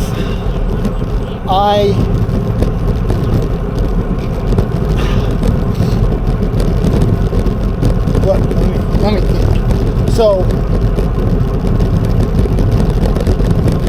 let's say, so what am I getting saved? I'm getting saved from sin and going to hell, or the consequences of sin. I'm not being saved from sin, because I don't think any Christian I've ever met or interacted with said you stop sinning when you become a Christian. It's just that God forgives the sins, so you don't stop sinning. So I'm not saved from that. I'm saved from going to hell, or if you're one of those guys, one of those Christians that believes you just kind of disappear if you're not a Christian, you don't exist forever, then you're saved from, you're saved by being allowed to exist for eternity. I'll get back to that if I remember to, because I have some thoughts on that as well.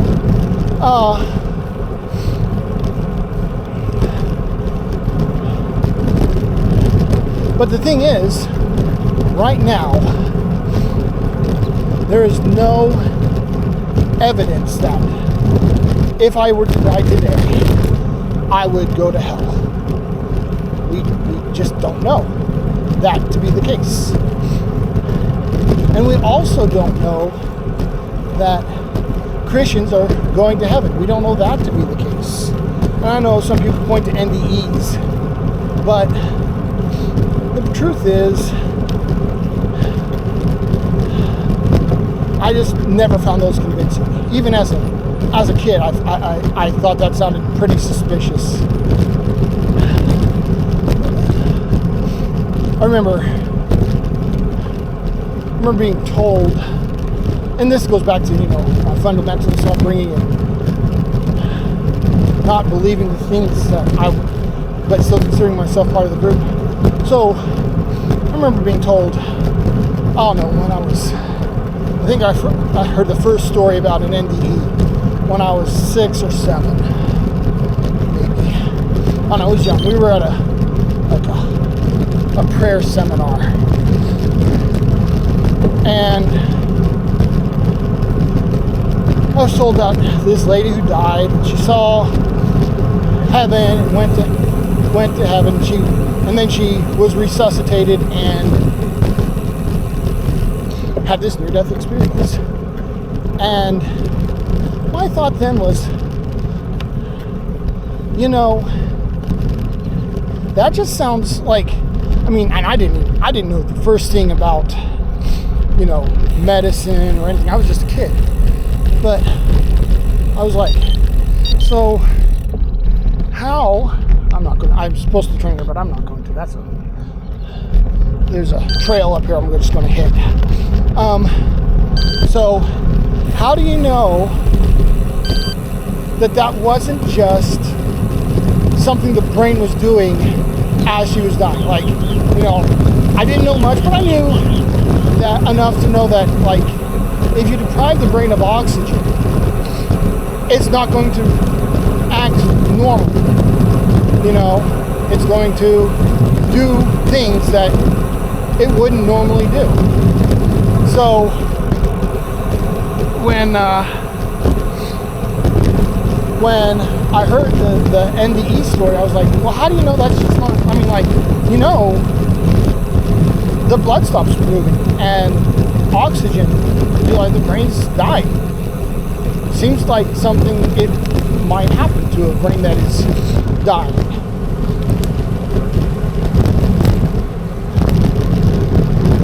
And I was just skeptical of NDEs from the first time I heard them as a kid. And honestly,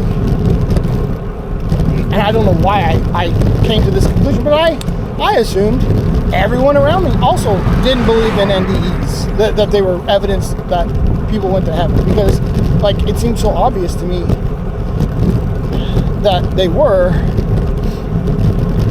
that people thinking, oh yeah, this is evidence that people go to heaven when they die. And it's also, by the way, unbiblical in my opinion.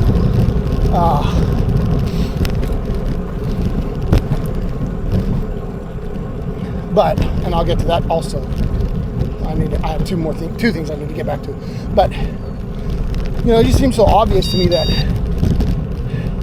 it would be the kind of thing that you would expect the brain to do when it's dying. That, of course, that's the more likely explanation that they actually went to heaven for a few minutes and then came back.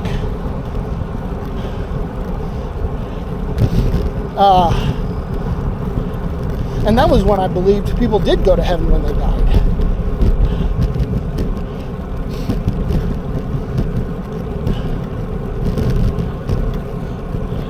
But I thought everyone around me was,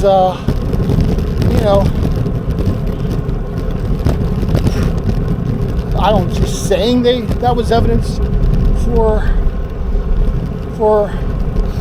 an afterlife, but knew it wasn't. But now, as an adult, and I'm like, I can't prove internal states, my own internal states. I know people can't prove their own internal states. A little more introspective, and I'm a little more willing to accept that what I see, so clearly, just isn't what everyone else sees clearly.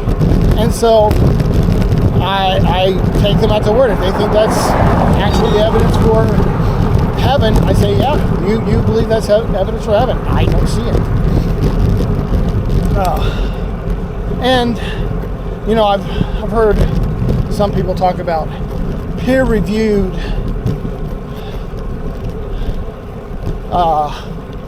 studies on NDEs. I've looked into them, and the ones I've seen are they're not reputable journals that they're published in. They're ones that obviously have an agenda. And oh great, it's starting to rain. Hopefully it doesn't start pouring. And I know, you know, the other side says the same thing, but honestly, I just don't see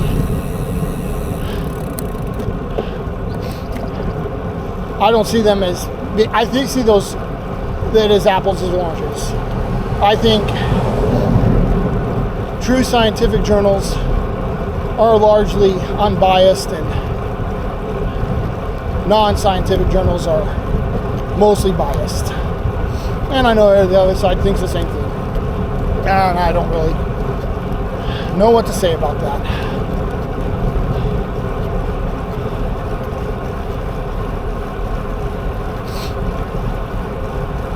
Other than we'll just have to agree to disagree. So where was I? What was I talking about? Oh, so peer-reviewed studies on NDEs. I don't know. The ones I've looked at, morning, seem pretty suspect to me. They were put out by Christians, peer-reviewed by Christians, and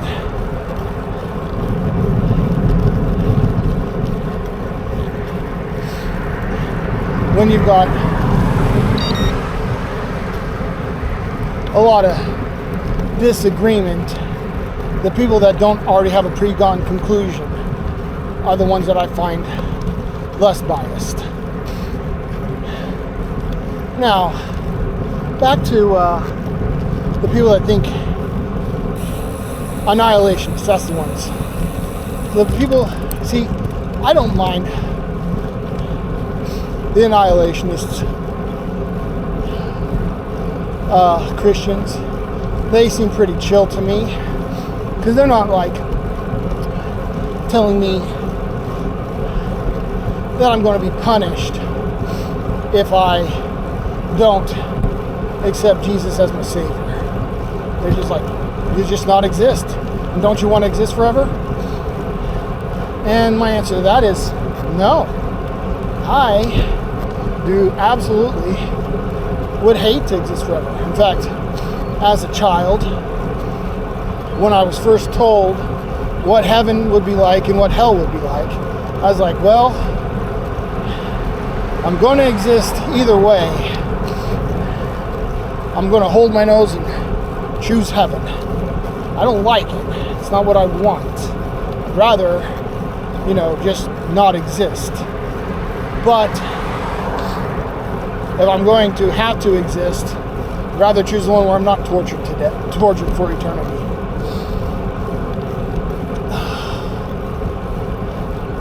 And yeah, I don't want to exist forever. It's kind of like, you know, the same kind of thing that I was talking about earlier about going down the same road twice. I like to experience new things, and I am not convinced that there's an infinity of new things to experience. And so if you exist forever, you're going to run out of new experiences. And then you will get to the point where every experience that you can have you've had so many times, like, you know, this road, I went down this road, I don't know, 3 weeks ago, maybe 4 weeks ago. It doesn't feel boring right now. But if I went down this road every day, you know, at some point I'd be like, okay, I'm ready to try a different road. I've experienced this road enough times. Eventually, if I had an infinite life, and this road lasted infinitely, but all the other roads do too, I would eventually come to the point where this road would bore me so much that I would never want to come back. I've experienced it. I've been through so many iterations of going around this road, taking a break from it, coming back to it, getting bored with it again, taking a break. I have done that so many times that ever coming back to it is just not something I would want to do.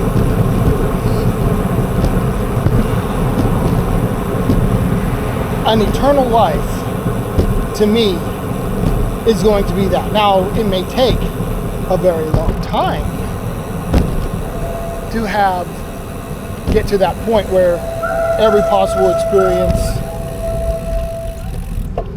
is tedious,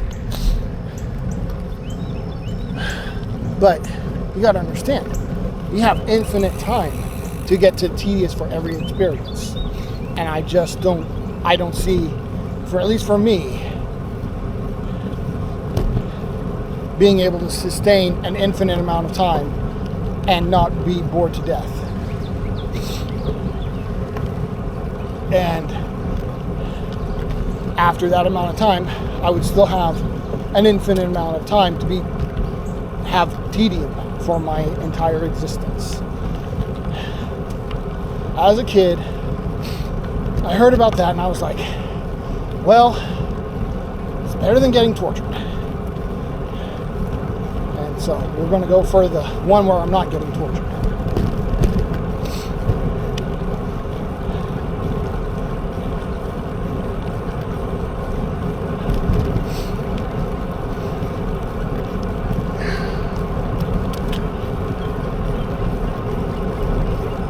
On your left.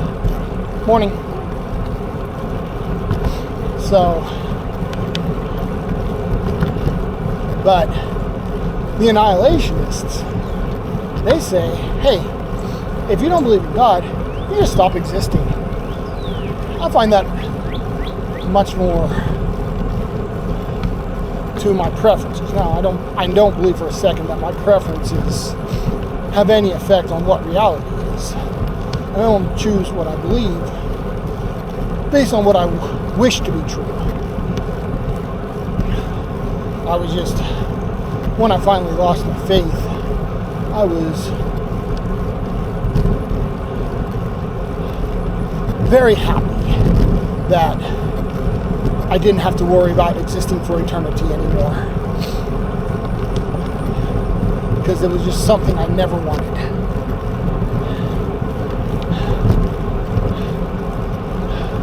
Or at least, well, I take that back. I wasn't convinced that I would exist for eternity anymore. And so it was nice that was at least a possibility, that non-existence was a possibility.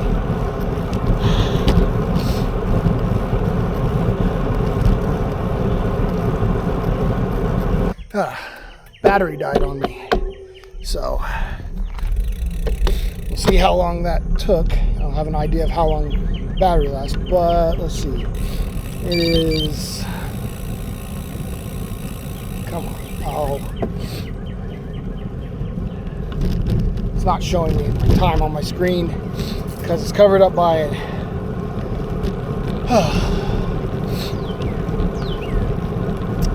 Turn direction. So I'm not sure what time it is. Let's see. Probably been about 2 hours. A little over maybe. Anyway. So, annihilationists, I at least,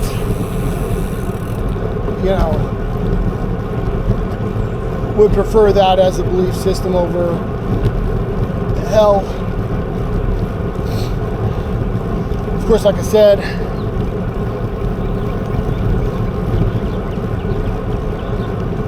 my beliefs don't dictate reality, have no effect on reality. So it's better to believe what reality is rather than what you wish were true.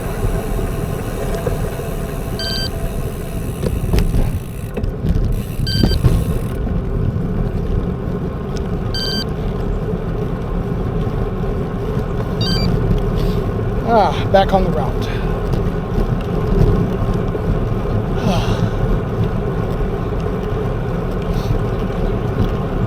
Oh, I remember. I was going to take that road and come to the trail on using some roads I hadn't been on before. Oh well. We'll do those another day.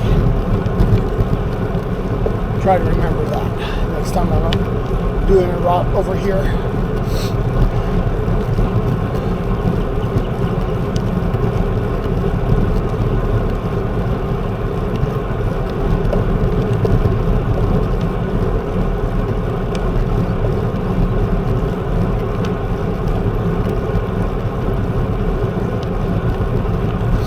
Let's see, I was going to talk about existing forever. There was something else I wanted to talk about, and I don't remember what it was. Oh well.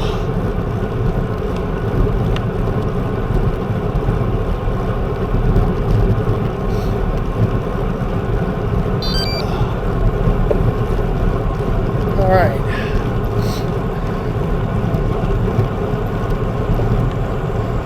30 miles. We've got a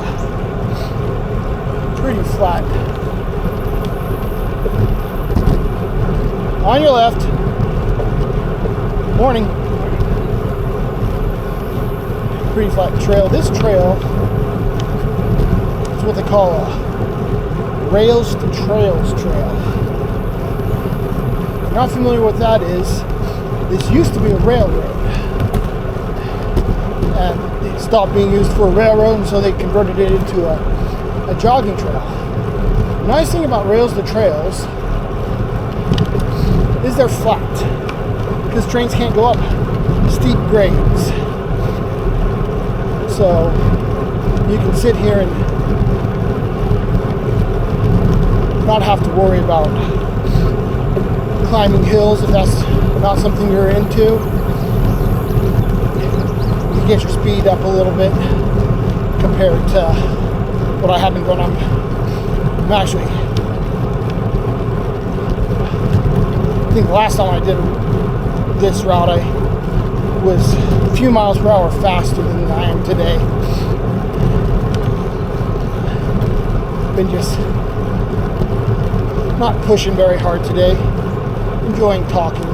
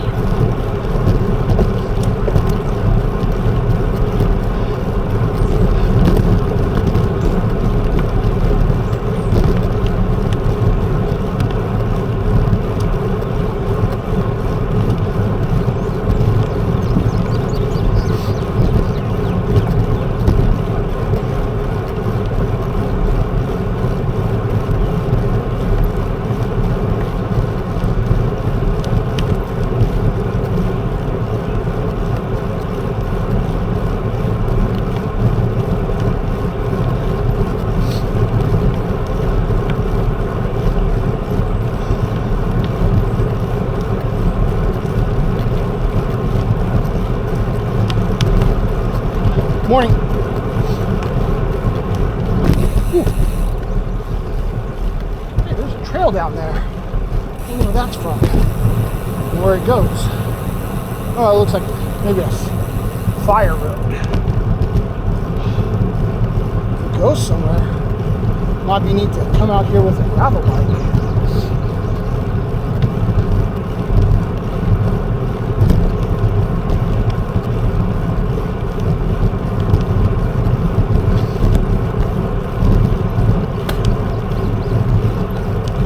last time I was on this trail, it was nice. I had a wind coming, pretty strong wind coming from the south. I'm heading south now. And what was nice about it is I had a little bit of a push going up to Skiatook, which is where we got on the trail. And then these trees blocked the headwind, so I was able to not have too much of a headwind coming back, which was kind of nice. Of course, then, you know, here in a few miles we'll get to Sperry, and I get on Cincinnati Avenue from Sperry. Cincinnati has that hill I was talked about a while back, and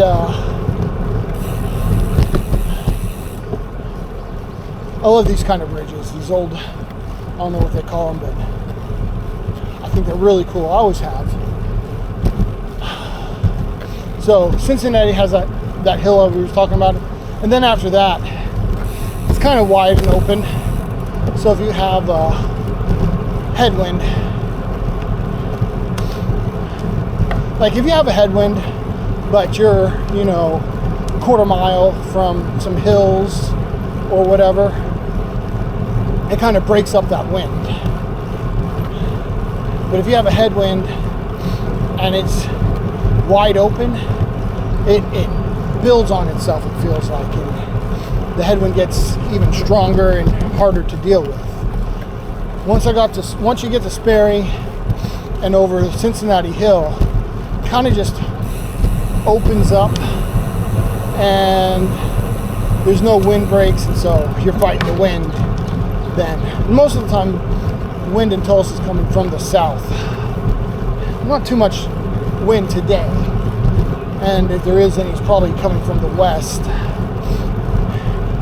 Late this week, last few days, it's been coming from the north, which is almost unheard of in Tulsa. Been nice though, it's kept us with cooler temperatures. You know, instead of triple digits, it's been around 90 is the high for the day, and that's kind of nice.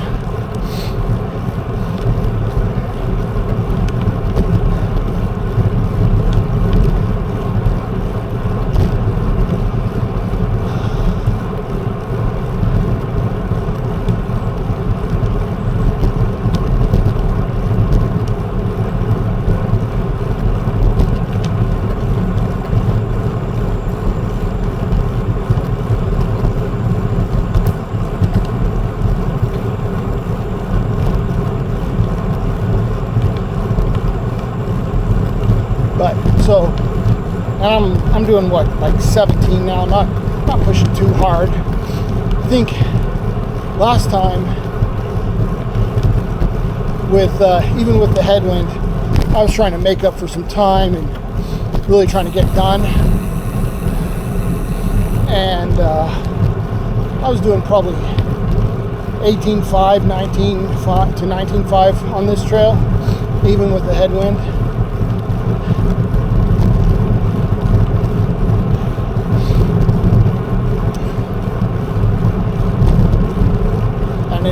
It just felt really good. Of course, then I got off the trail and got out of these trees, and it kind of just hit me.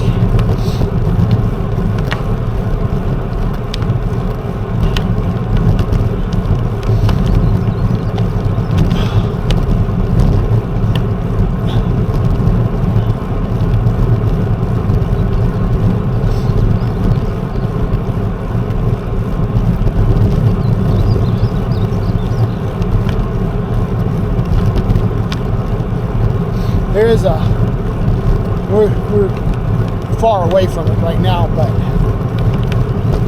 we're coming up to, or we will come to this little loop, and some of it is something that isn't on Wanderer Earth yet, so I'll be taking it. But this little loop is the Osage Grand Prix, which is a series of 3 races every year here in Tulsa, put on by the Tulsa Wheelmen. It's not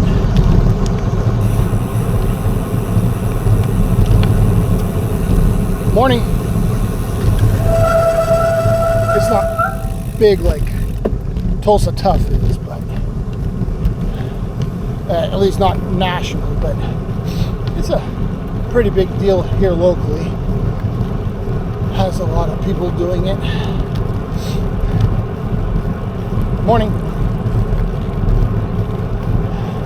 But we'll do about 2/3 of that loop and then cut over to Sand Springs and be at the end of the ride.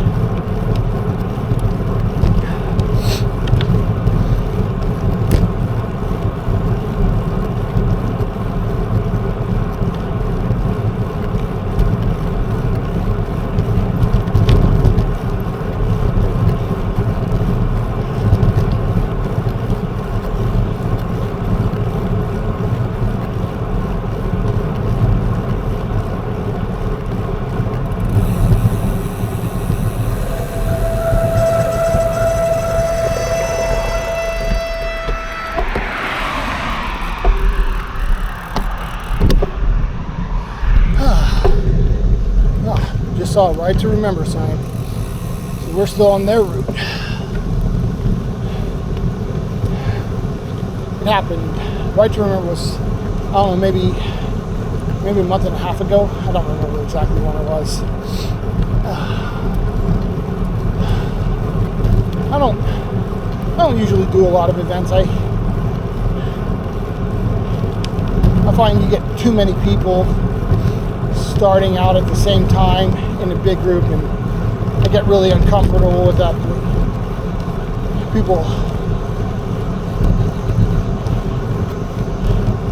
People act erratically or ride erratically, and I usually just, you get more than say 20 to 30 people on a ride, and I'm probably going to bug out and do my own thing.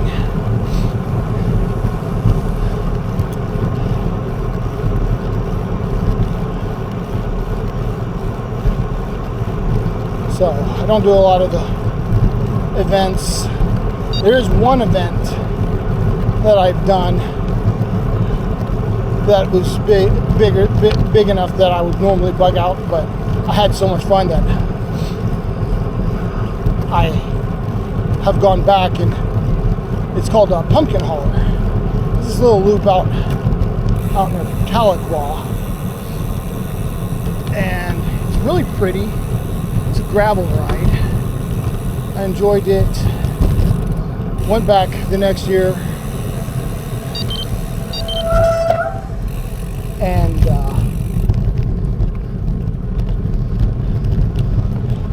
had a spat of flats, and that ended my ride. And then last year I was out of town when they did it, so I wasn't able to. That makes this a gravel ride, right? Anyway, last year I was out of town and didn't get to do it, so it's been a year and a half since the last time I did it.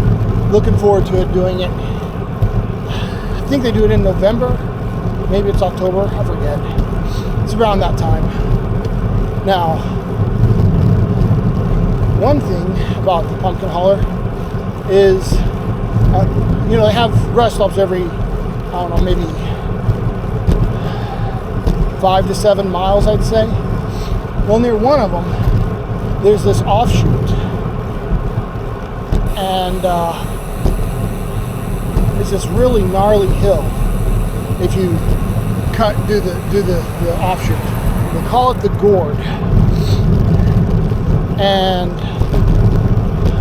the first year I did it, I didn't know about it. And the second year, the guy was like, "Oh yeah, you should go do the Gourd." I was like, "Oh yeah, sounds great."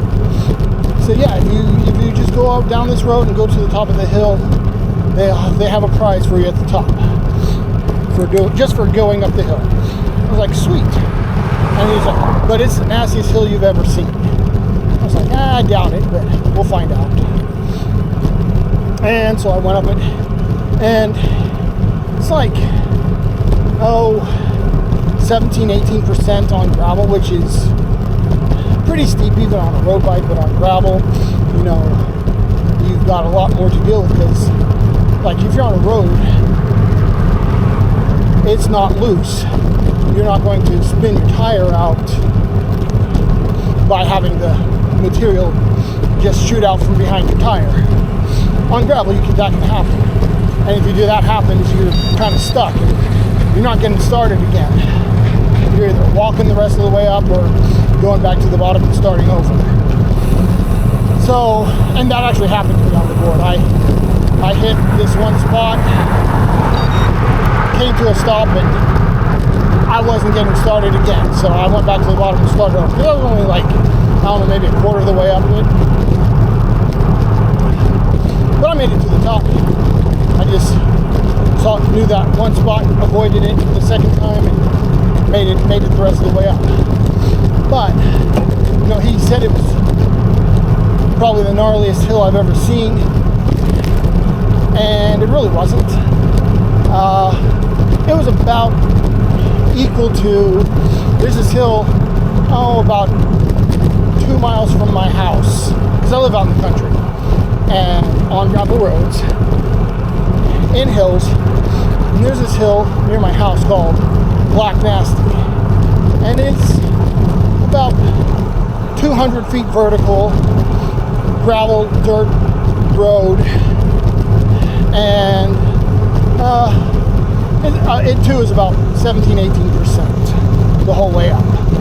So the Gourd was really nothing I hadn't done before, and I mean it's not easy, because you're going up a steep hill, but to say it was like super hard, nah, I've done stuff like that before.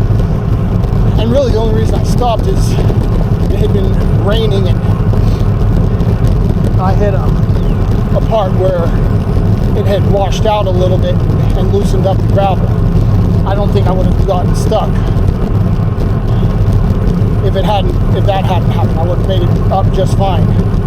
So yeah, next time I go, I plan on doing the Gourd again.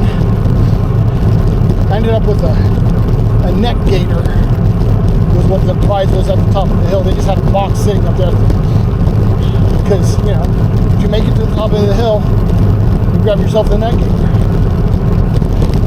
You don't even have to have anyone watching, because if you made it up there, you made it up there.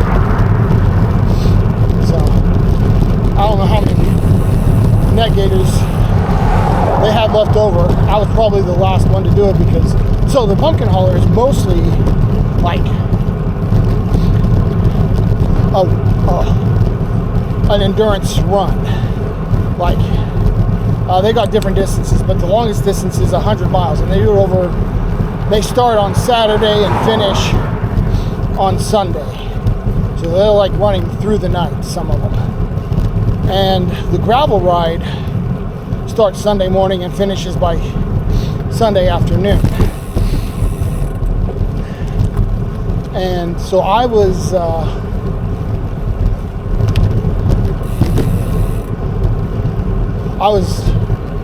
don't think there was any runners behind me, and I doubt, I believe I was probably the only cyclist to even try it.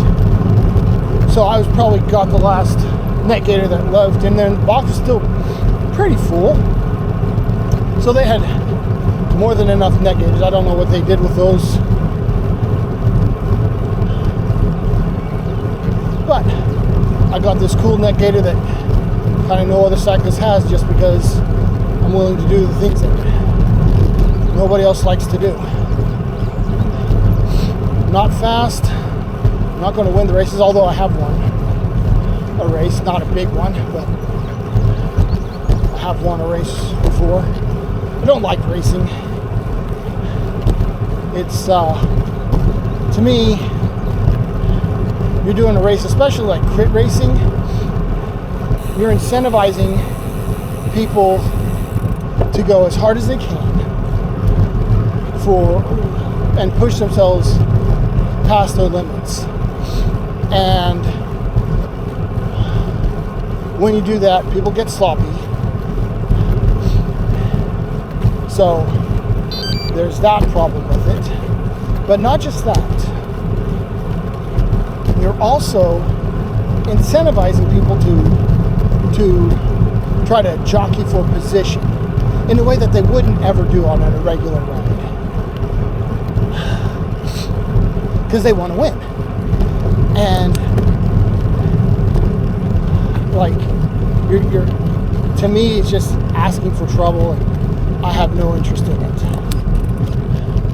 So I've been told I should try racing. It doesn't. No, it's just not for me. But so last fall there was this little gravel race that popped up near me, and I was like, okay, well, it's for a good cause. It was supporting a suicide prevention hotline, I believe.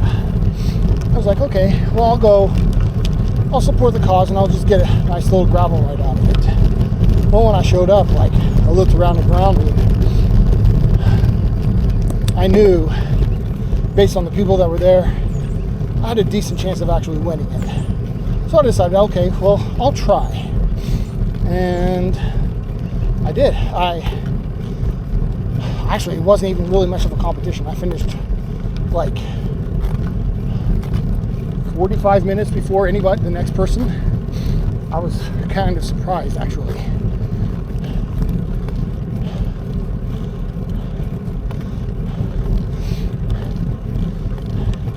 And that race was not like, crit races, because once we opened it up, we were told to kind of reel it back until we got to the gravel. So I did. I stayed with them. But then, once I opened it up, within, 5-10 minutes, I couldn't even see anyone behind me. And it was like that for the rest of the ride.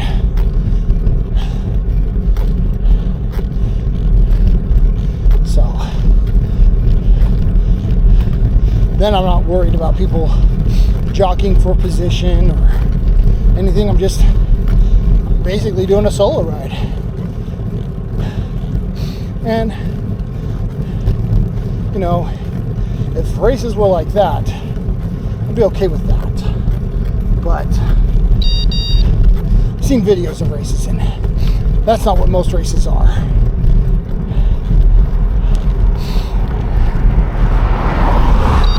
In fact, I was talking about the OG, so not having raced, I would be, with the Cat 5 racers, which are the least experienced racers, the brand new racers. That's what I'd be. This year at the Osage Grand Prix, somebody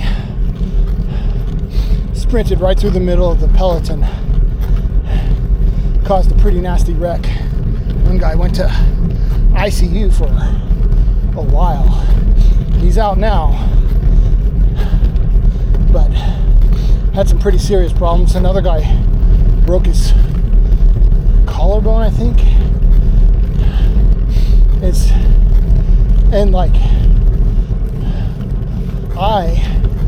If I'd been there racing, I would have been in that peloton. I probably would have crashed. I might have even been the kind of guy that would try to sprint up through the middle, because I'm not experienced. I don't know. I wouldn't have known. Yeah, I shouldn't do that. I don't think. Maybe I wasn't there, but I could see myself not knowing that and just doing something that's just super unsafe, because I don't know any better. And if it's not me doing it, It's the guy next to me doing it. Because, again, we're both just as inexperienced at this stuff. So, yeah. I'm not interested in racing. I'm not super competitive anyway. I don't. So, like,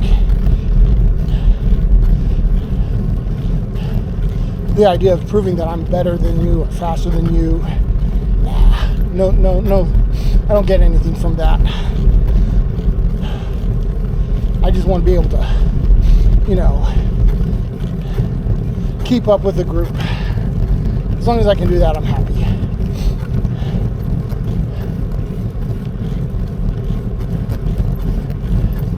And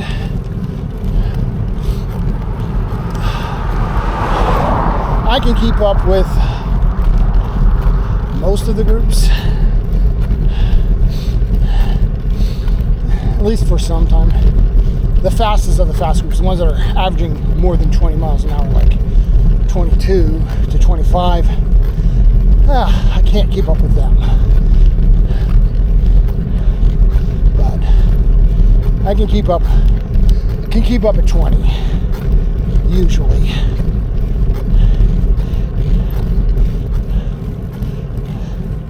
So that's really all I need to do to feel like I'm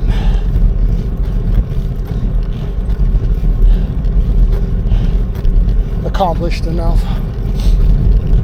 Now, this, by the way, is Cincinatti Hill. I don't know, I didn't mention it when we got there or started it. We're almost at the top.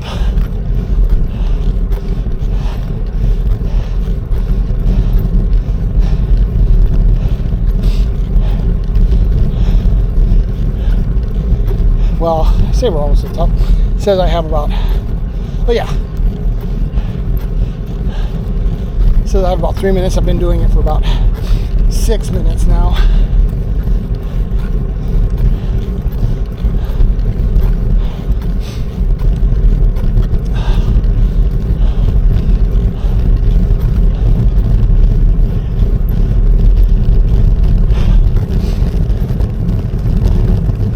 Last time I came here, there was a guy about a quarter mile ahead of me when he hit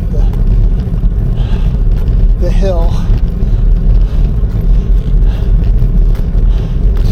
And by the time we got to the top, I was ahead of him. Didn't recognize him. He had a bike patrol kit on. Oh, sorry, I was wrong. I thought we were on the next curve.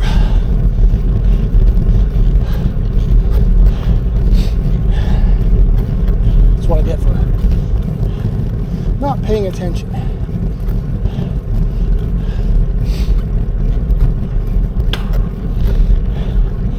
And the next time it veers around to the right, we'll be almost at the top. Anyways, right about here that I passed the bike patrol guy. Didn't recognize him. Interesting kit though. I'd never seen bike patrol kit.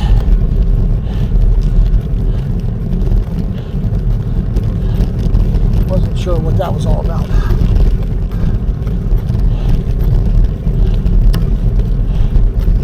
Oh, there's a dead cottonmouth. I think it's dead. It's not moving. Looks a little smashed.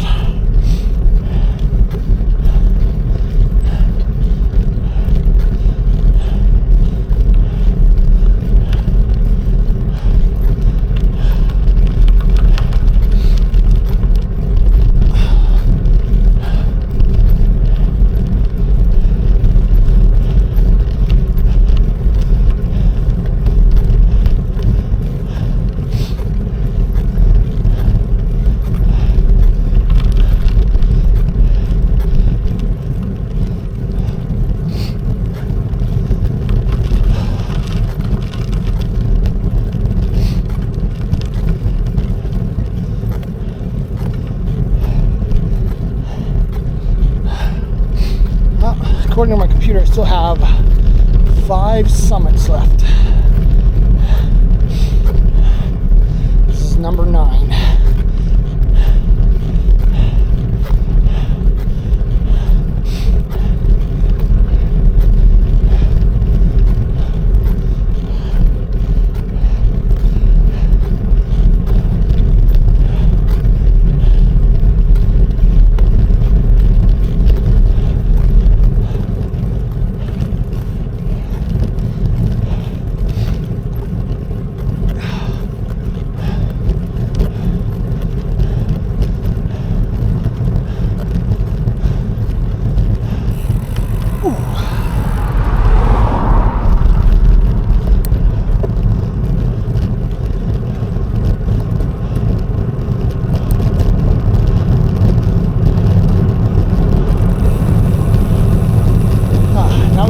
Down Cincinatti Hill.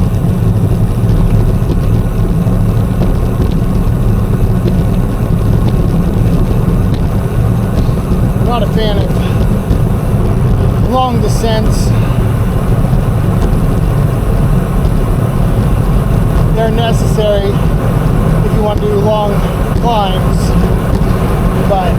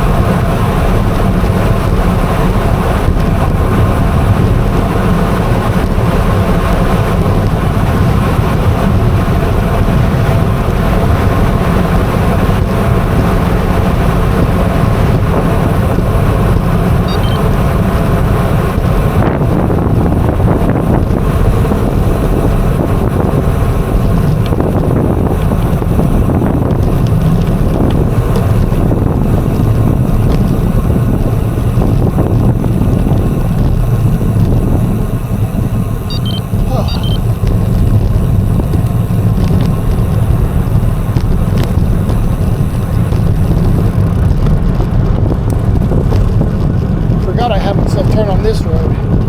Normally, most of the time you go down to the next road, but I did this because I haven't been on it before.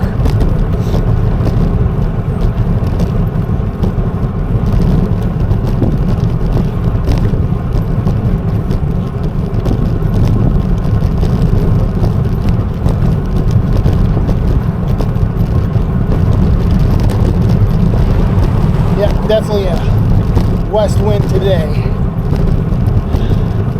Not normal for Oklahoma. Usually get the winds coming up from Texas, and there's really just pretty flat terrain between here and Texas. So they just keep building up.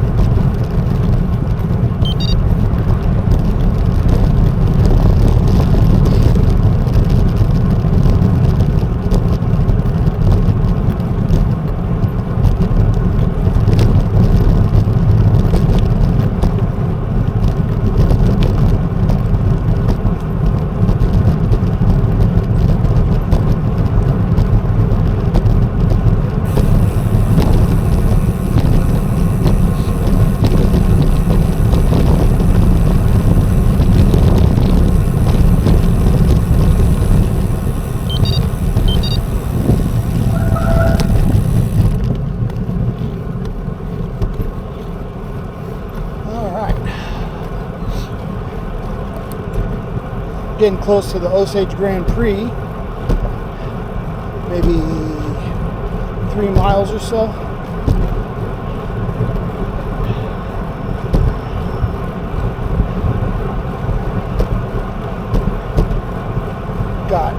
I got 38 miles now, so 15 more miles and I'm done.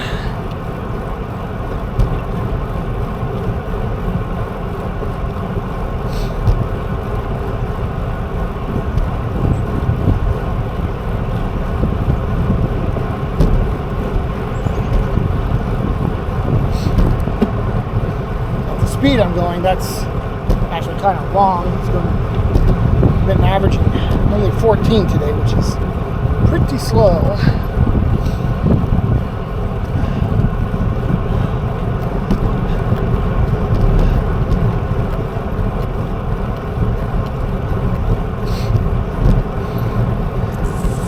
But it's been fun. And that's really all it's about, right?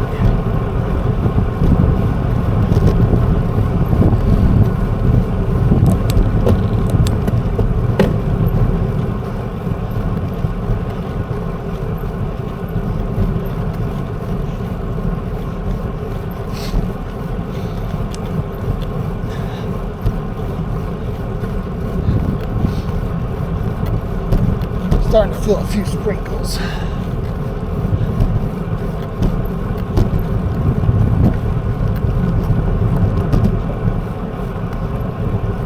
So, may try to push a little bit harder. Might cut off the Osage Grand Prix just in case. Looking to the west. Don't see rain coming down anywhere. It's not visible. Those clouds still look not great. We might be able to see them after I make my turn because we'll be heading west then.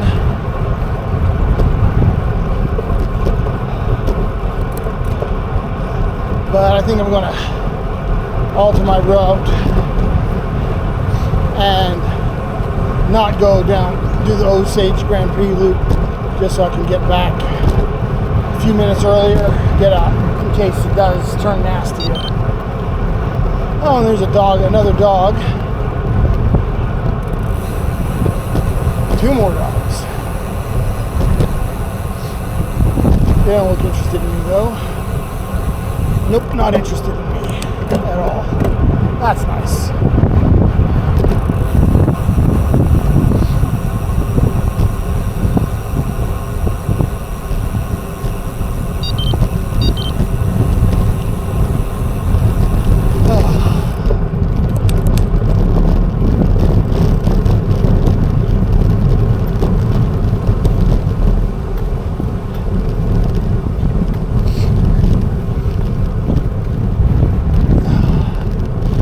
Yeah, dogs are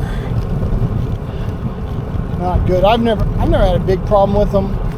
I think I've gotten nipped by one time that drew blood. Barely. It was basically a scratch. I just,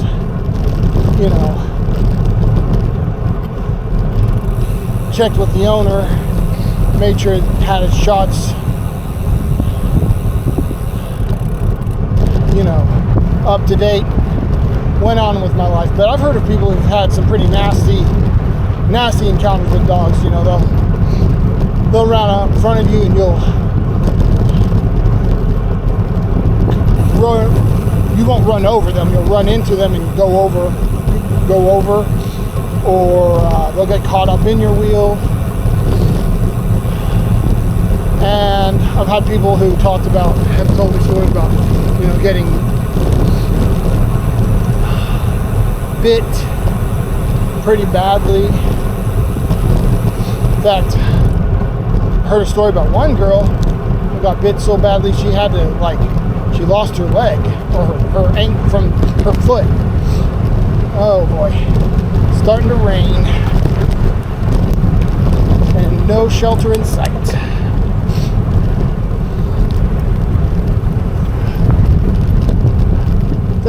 heavy rain though, because I can still see pretty clearly ahead, so it won't be like it was the other couple weeks ago.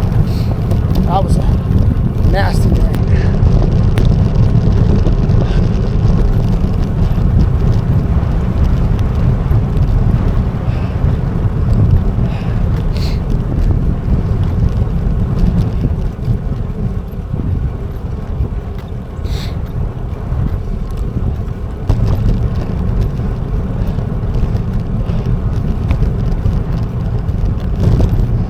Well,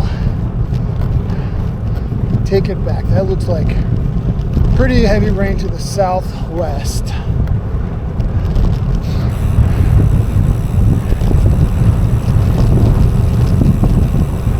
Can't tell if that's over Sand Springs or past Sand Springs, but I may need to find some shelter or call for a ride, or just go for it. Yeah, it's getting heavier.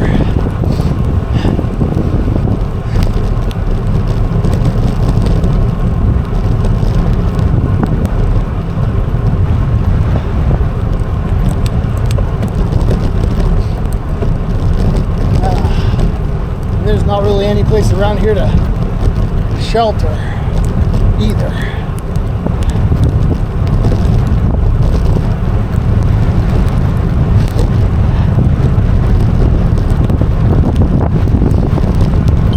Not for a few miles at least. Like 7 miles or so. I think there might be a bridge 7 miles away. It's the closest overpass.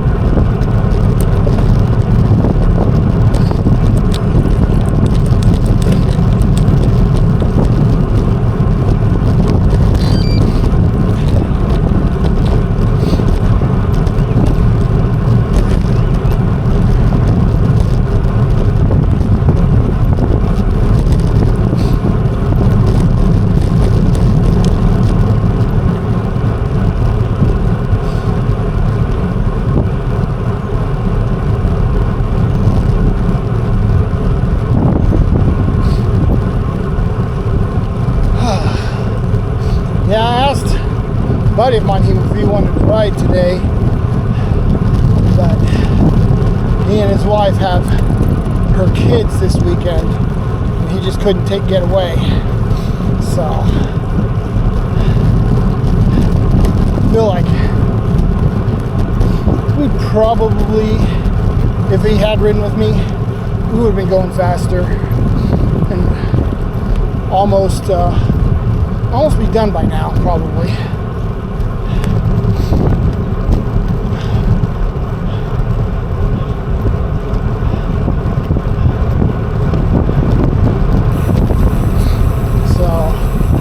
There's that to consider.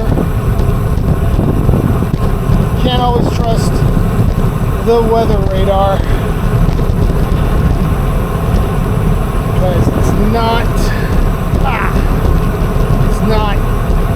infallible.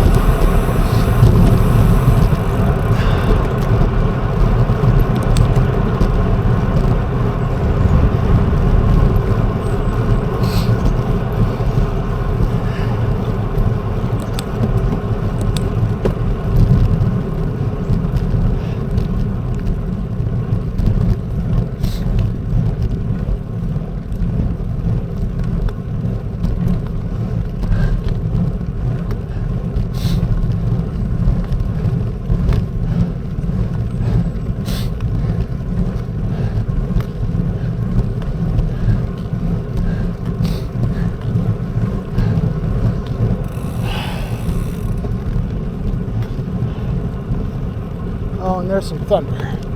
So one thing I really don't like is being out in thunderstorms. Didn't think there was supposed to be thunderstorms today.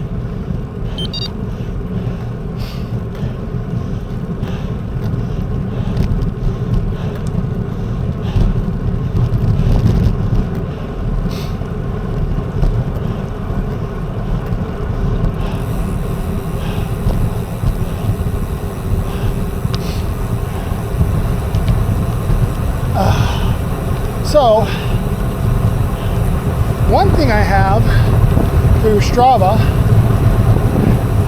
there's this thing, this, by the way, going left, that's the, well, this is the OGB loop, but you go the other direction.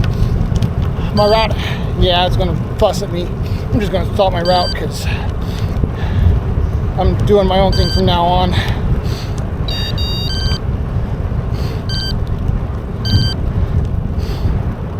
So,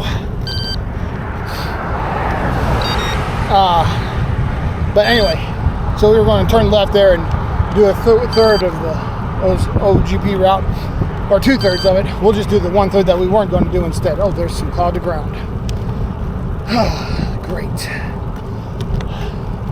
That is just awesome.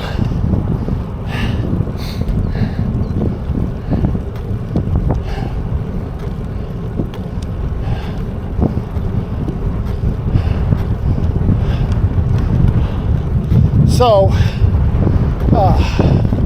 anyway, so one thing I have through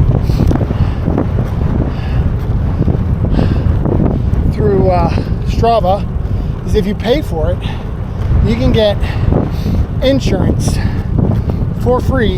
If you sign, you have to sign up for it, but they don't charge you anything extra,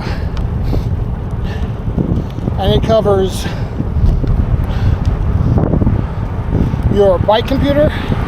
If it gets damaged on a ride, it covers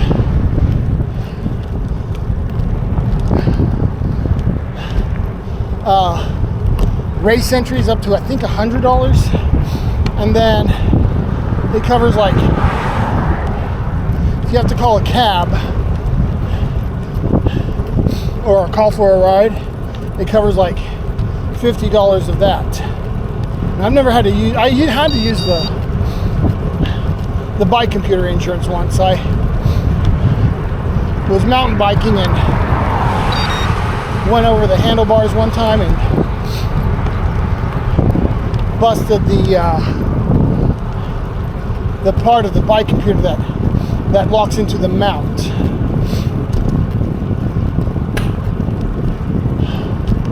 So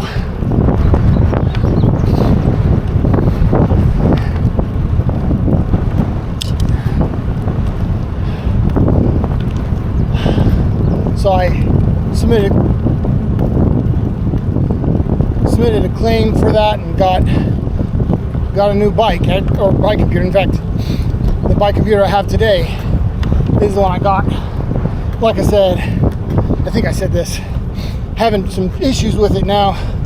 Probably going to pick up a new one on the way home.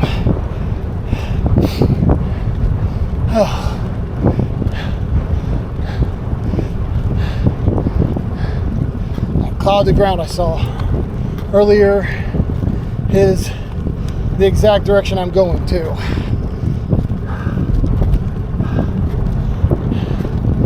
In retrospect, should have just turned around. Oh well.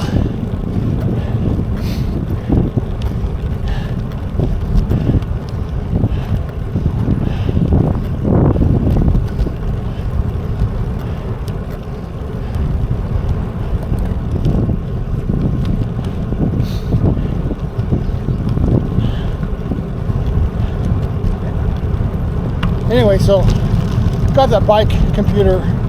They asked for photos of the damage and a receipt for date of purchase, and I was good.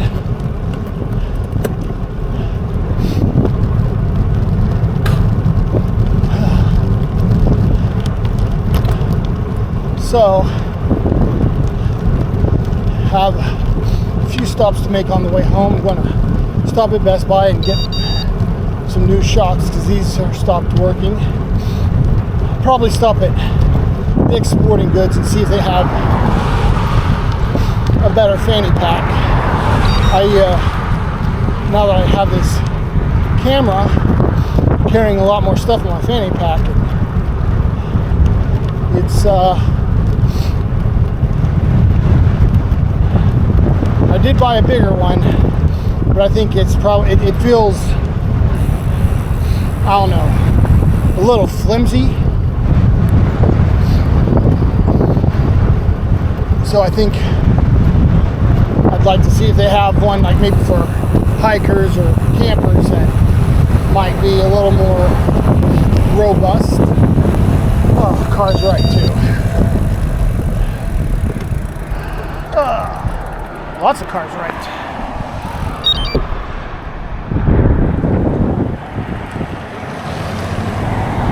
Kind of busy for a Sunday morning. At least the rain's died down a little bit. I might just work my way around it. We'll see. So, yeah, this is still part of, coming the other direction is still part of the OGP loop. They come down this hill, make that corner I was just on, and that's the end of their lap. They start about where I turned onto it. Is the start and finish line. So, you know, coming into the finish line is a downhill. Well, you got downhill into the corner, a little bit of an uphill, and then another downhill. And so you can get going pretty fast right there at the finish line, which is kind of fun. Rain's picking up again.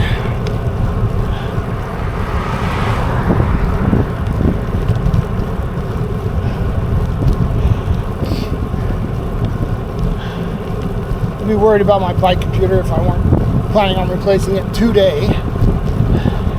And the camera is supposed to be waterproof up to 18 meters. So I don't think I'm going to have to worry about 18 meters of rain. So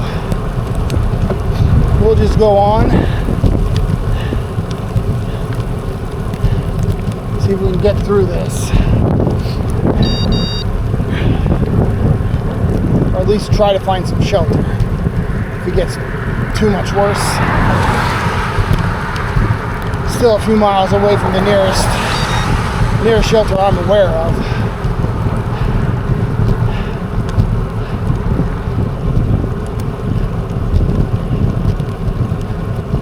Unless I happen to find some kind person that would let me sit on their front porch for some amount of time.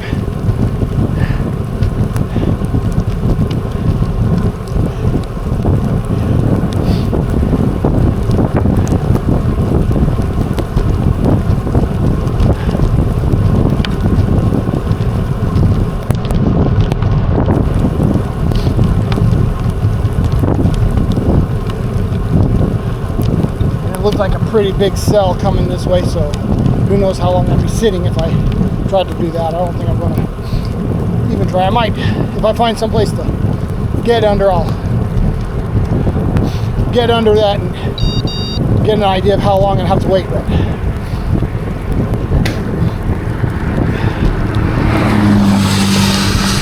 I don't think I'm going to wait for 45 minutes. Gonna ride through in that case.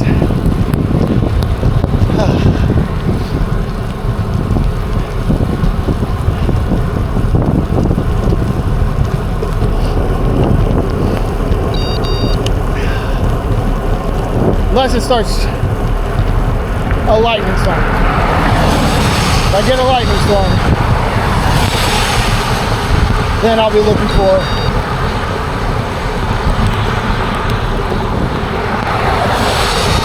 someplace to shelter. And this is unfortunate. Oh, great.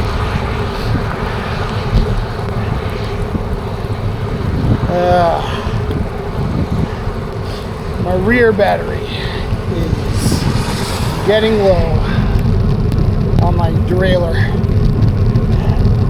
I can probably make it. I'll at least try.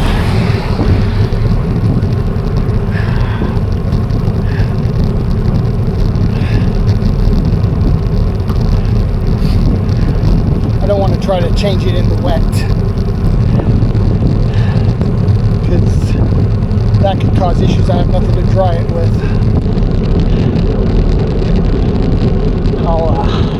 I'm in the middle of the cassette. I'll just try to keep it there. Use the front derailleur.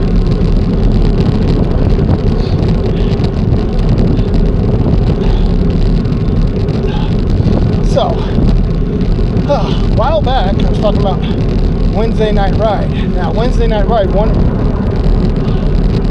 of the options to ride comes from straight ahead and turns where I'm about to go right now.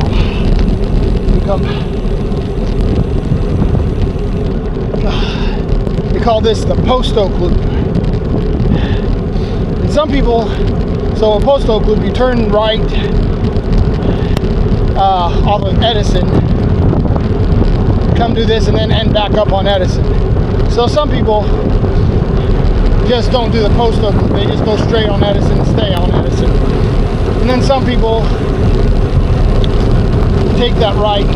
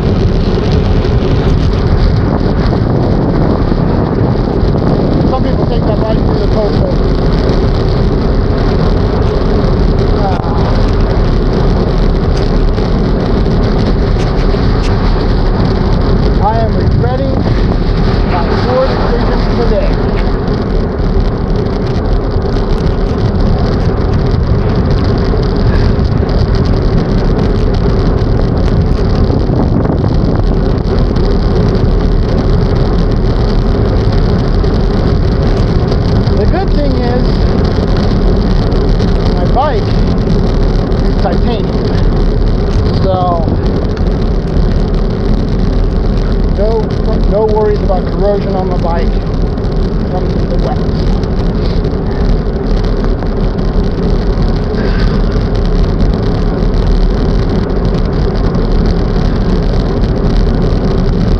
That's another of the nice things about titanium. It's just a really robust material to build your frame out of.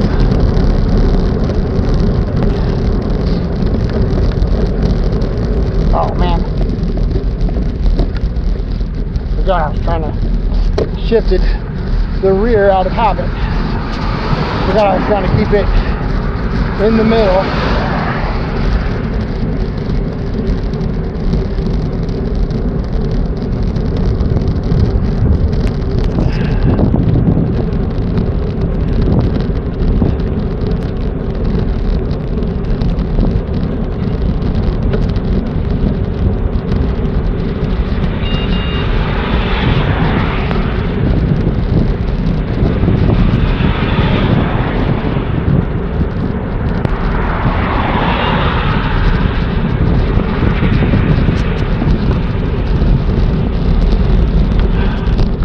And it's been a long time since I've ridden in the rain.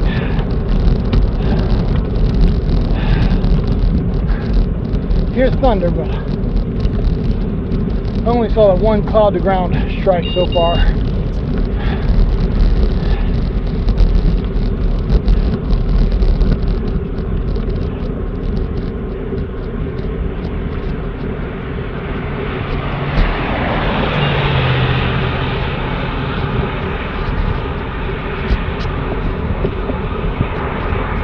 not a ton of thunder either.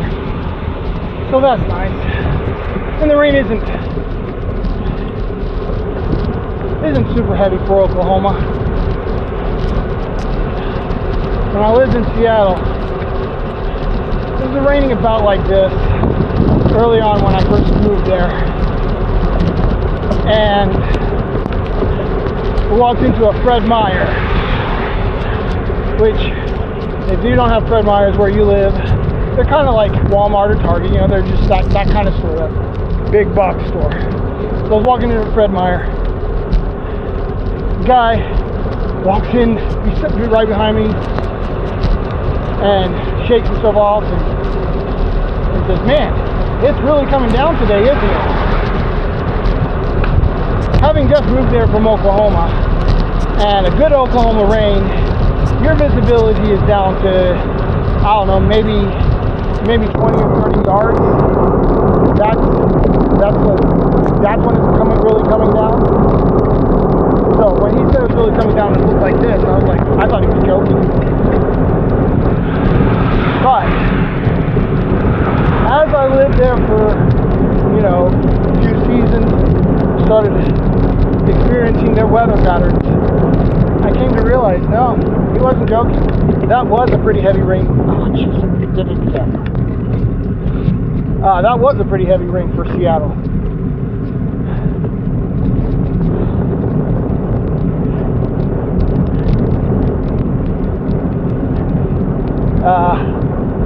So yeah,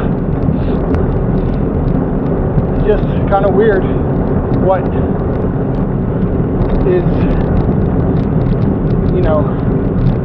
different places consider whatever. Now, one interesting thing about Seattle's rain is, so they don't get any more rain than Oklahoma does over the course of a year. But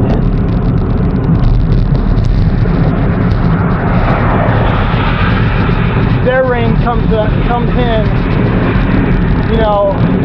like over 60 to 90 days longer. Their rainy season is 60 to 90 days longer than Oklahoma is.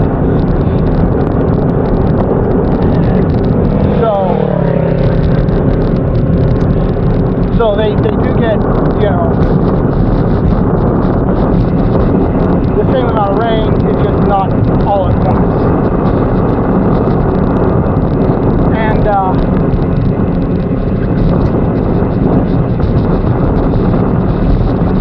what's interesting to me is, like, Seattle is really beautiful. Like,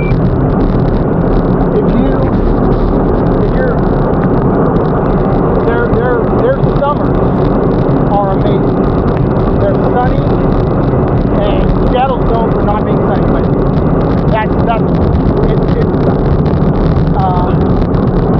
their summers are sunny. They are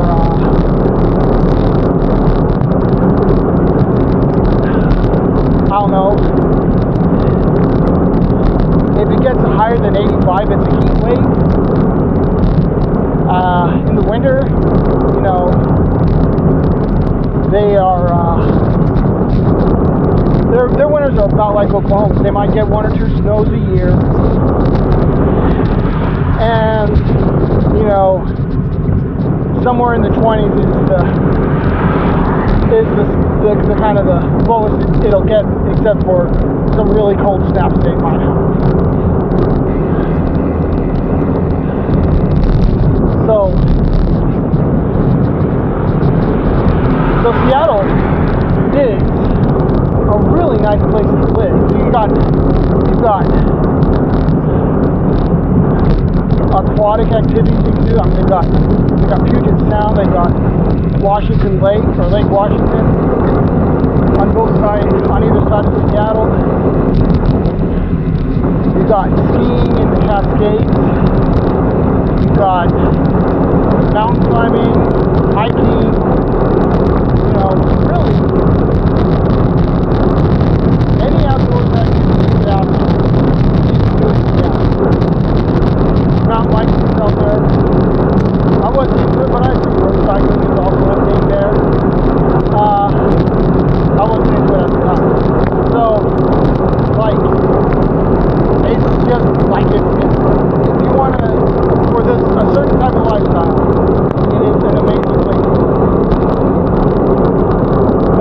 reputation of just having nasty weather that I feel is, while not completely wrong, it's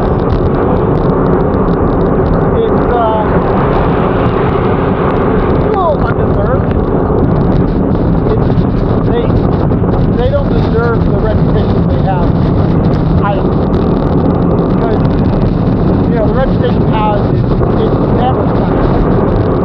And that is just not true.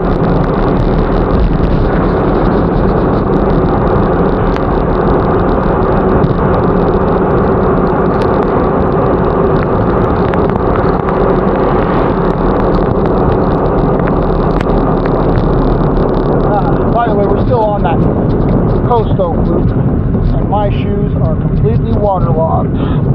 So, fun times. I hate the feeling of waterlogged shoes.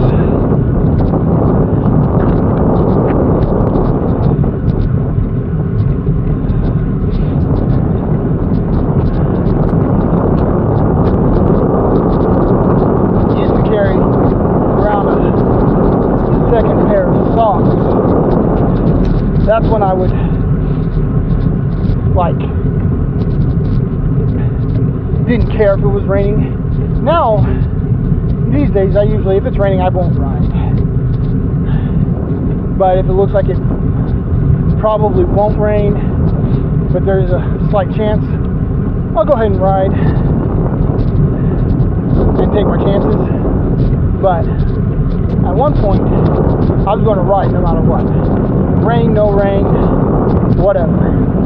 Wouldn't ride in lightning or tornadoes, you know, but just rain, yeah, I was going to ride in that. And I'd keep just keep a second pair of socks in the car so that if I did get in the rain, got back to the car, I could take my socks off, put on dry socks. But today, probably just going to take my socks off and not put on dry socks. It's like a better plan. Okay. So, coming up, that's Edison. And the people who don't do Coastal, don't come from the left there, just go straight. The people who do Coastal, go to the right. And I was planning on turning right, let's go on straight for that light up there. And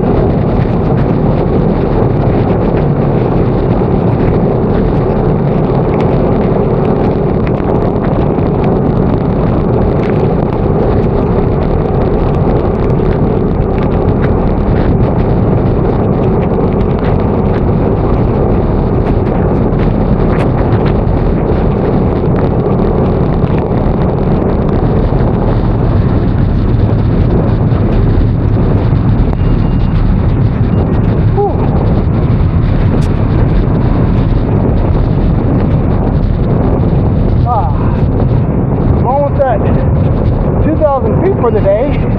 So there is that.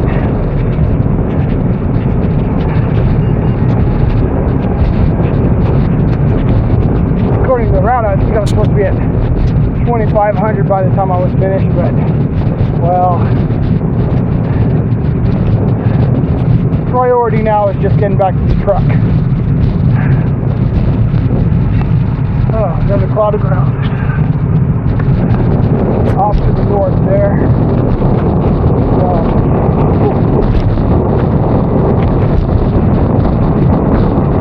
That looks like the cyclist ahead of me.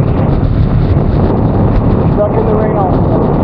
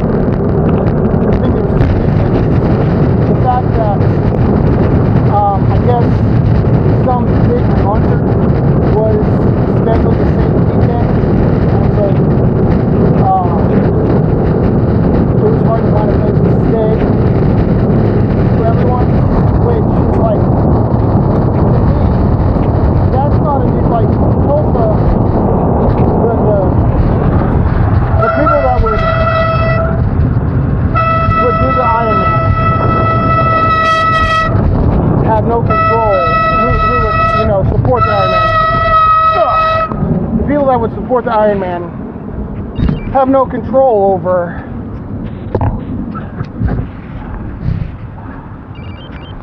when someone is going to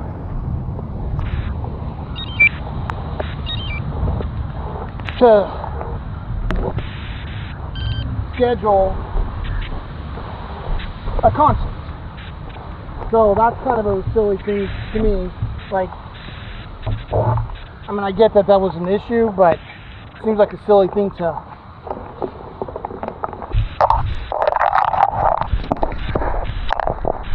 do. But the other reason was definitely a problem, and that was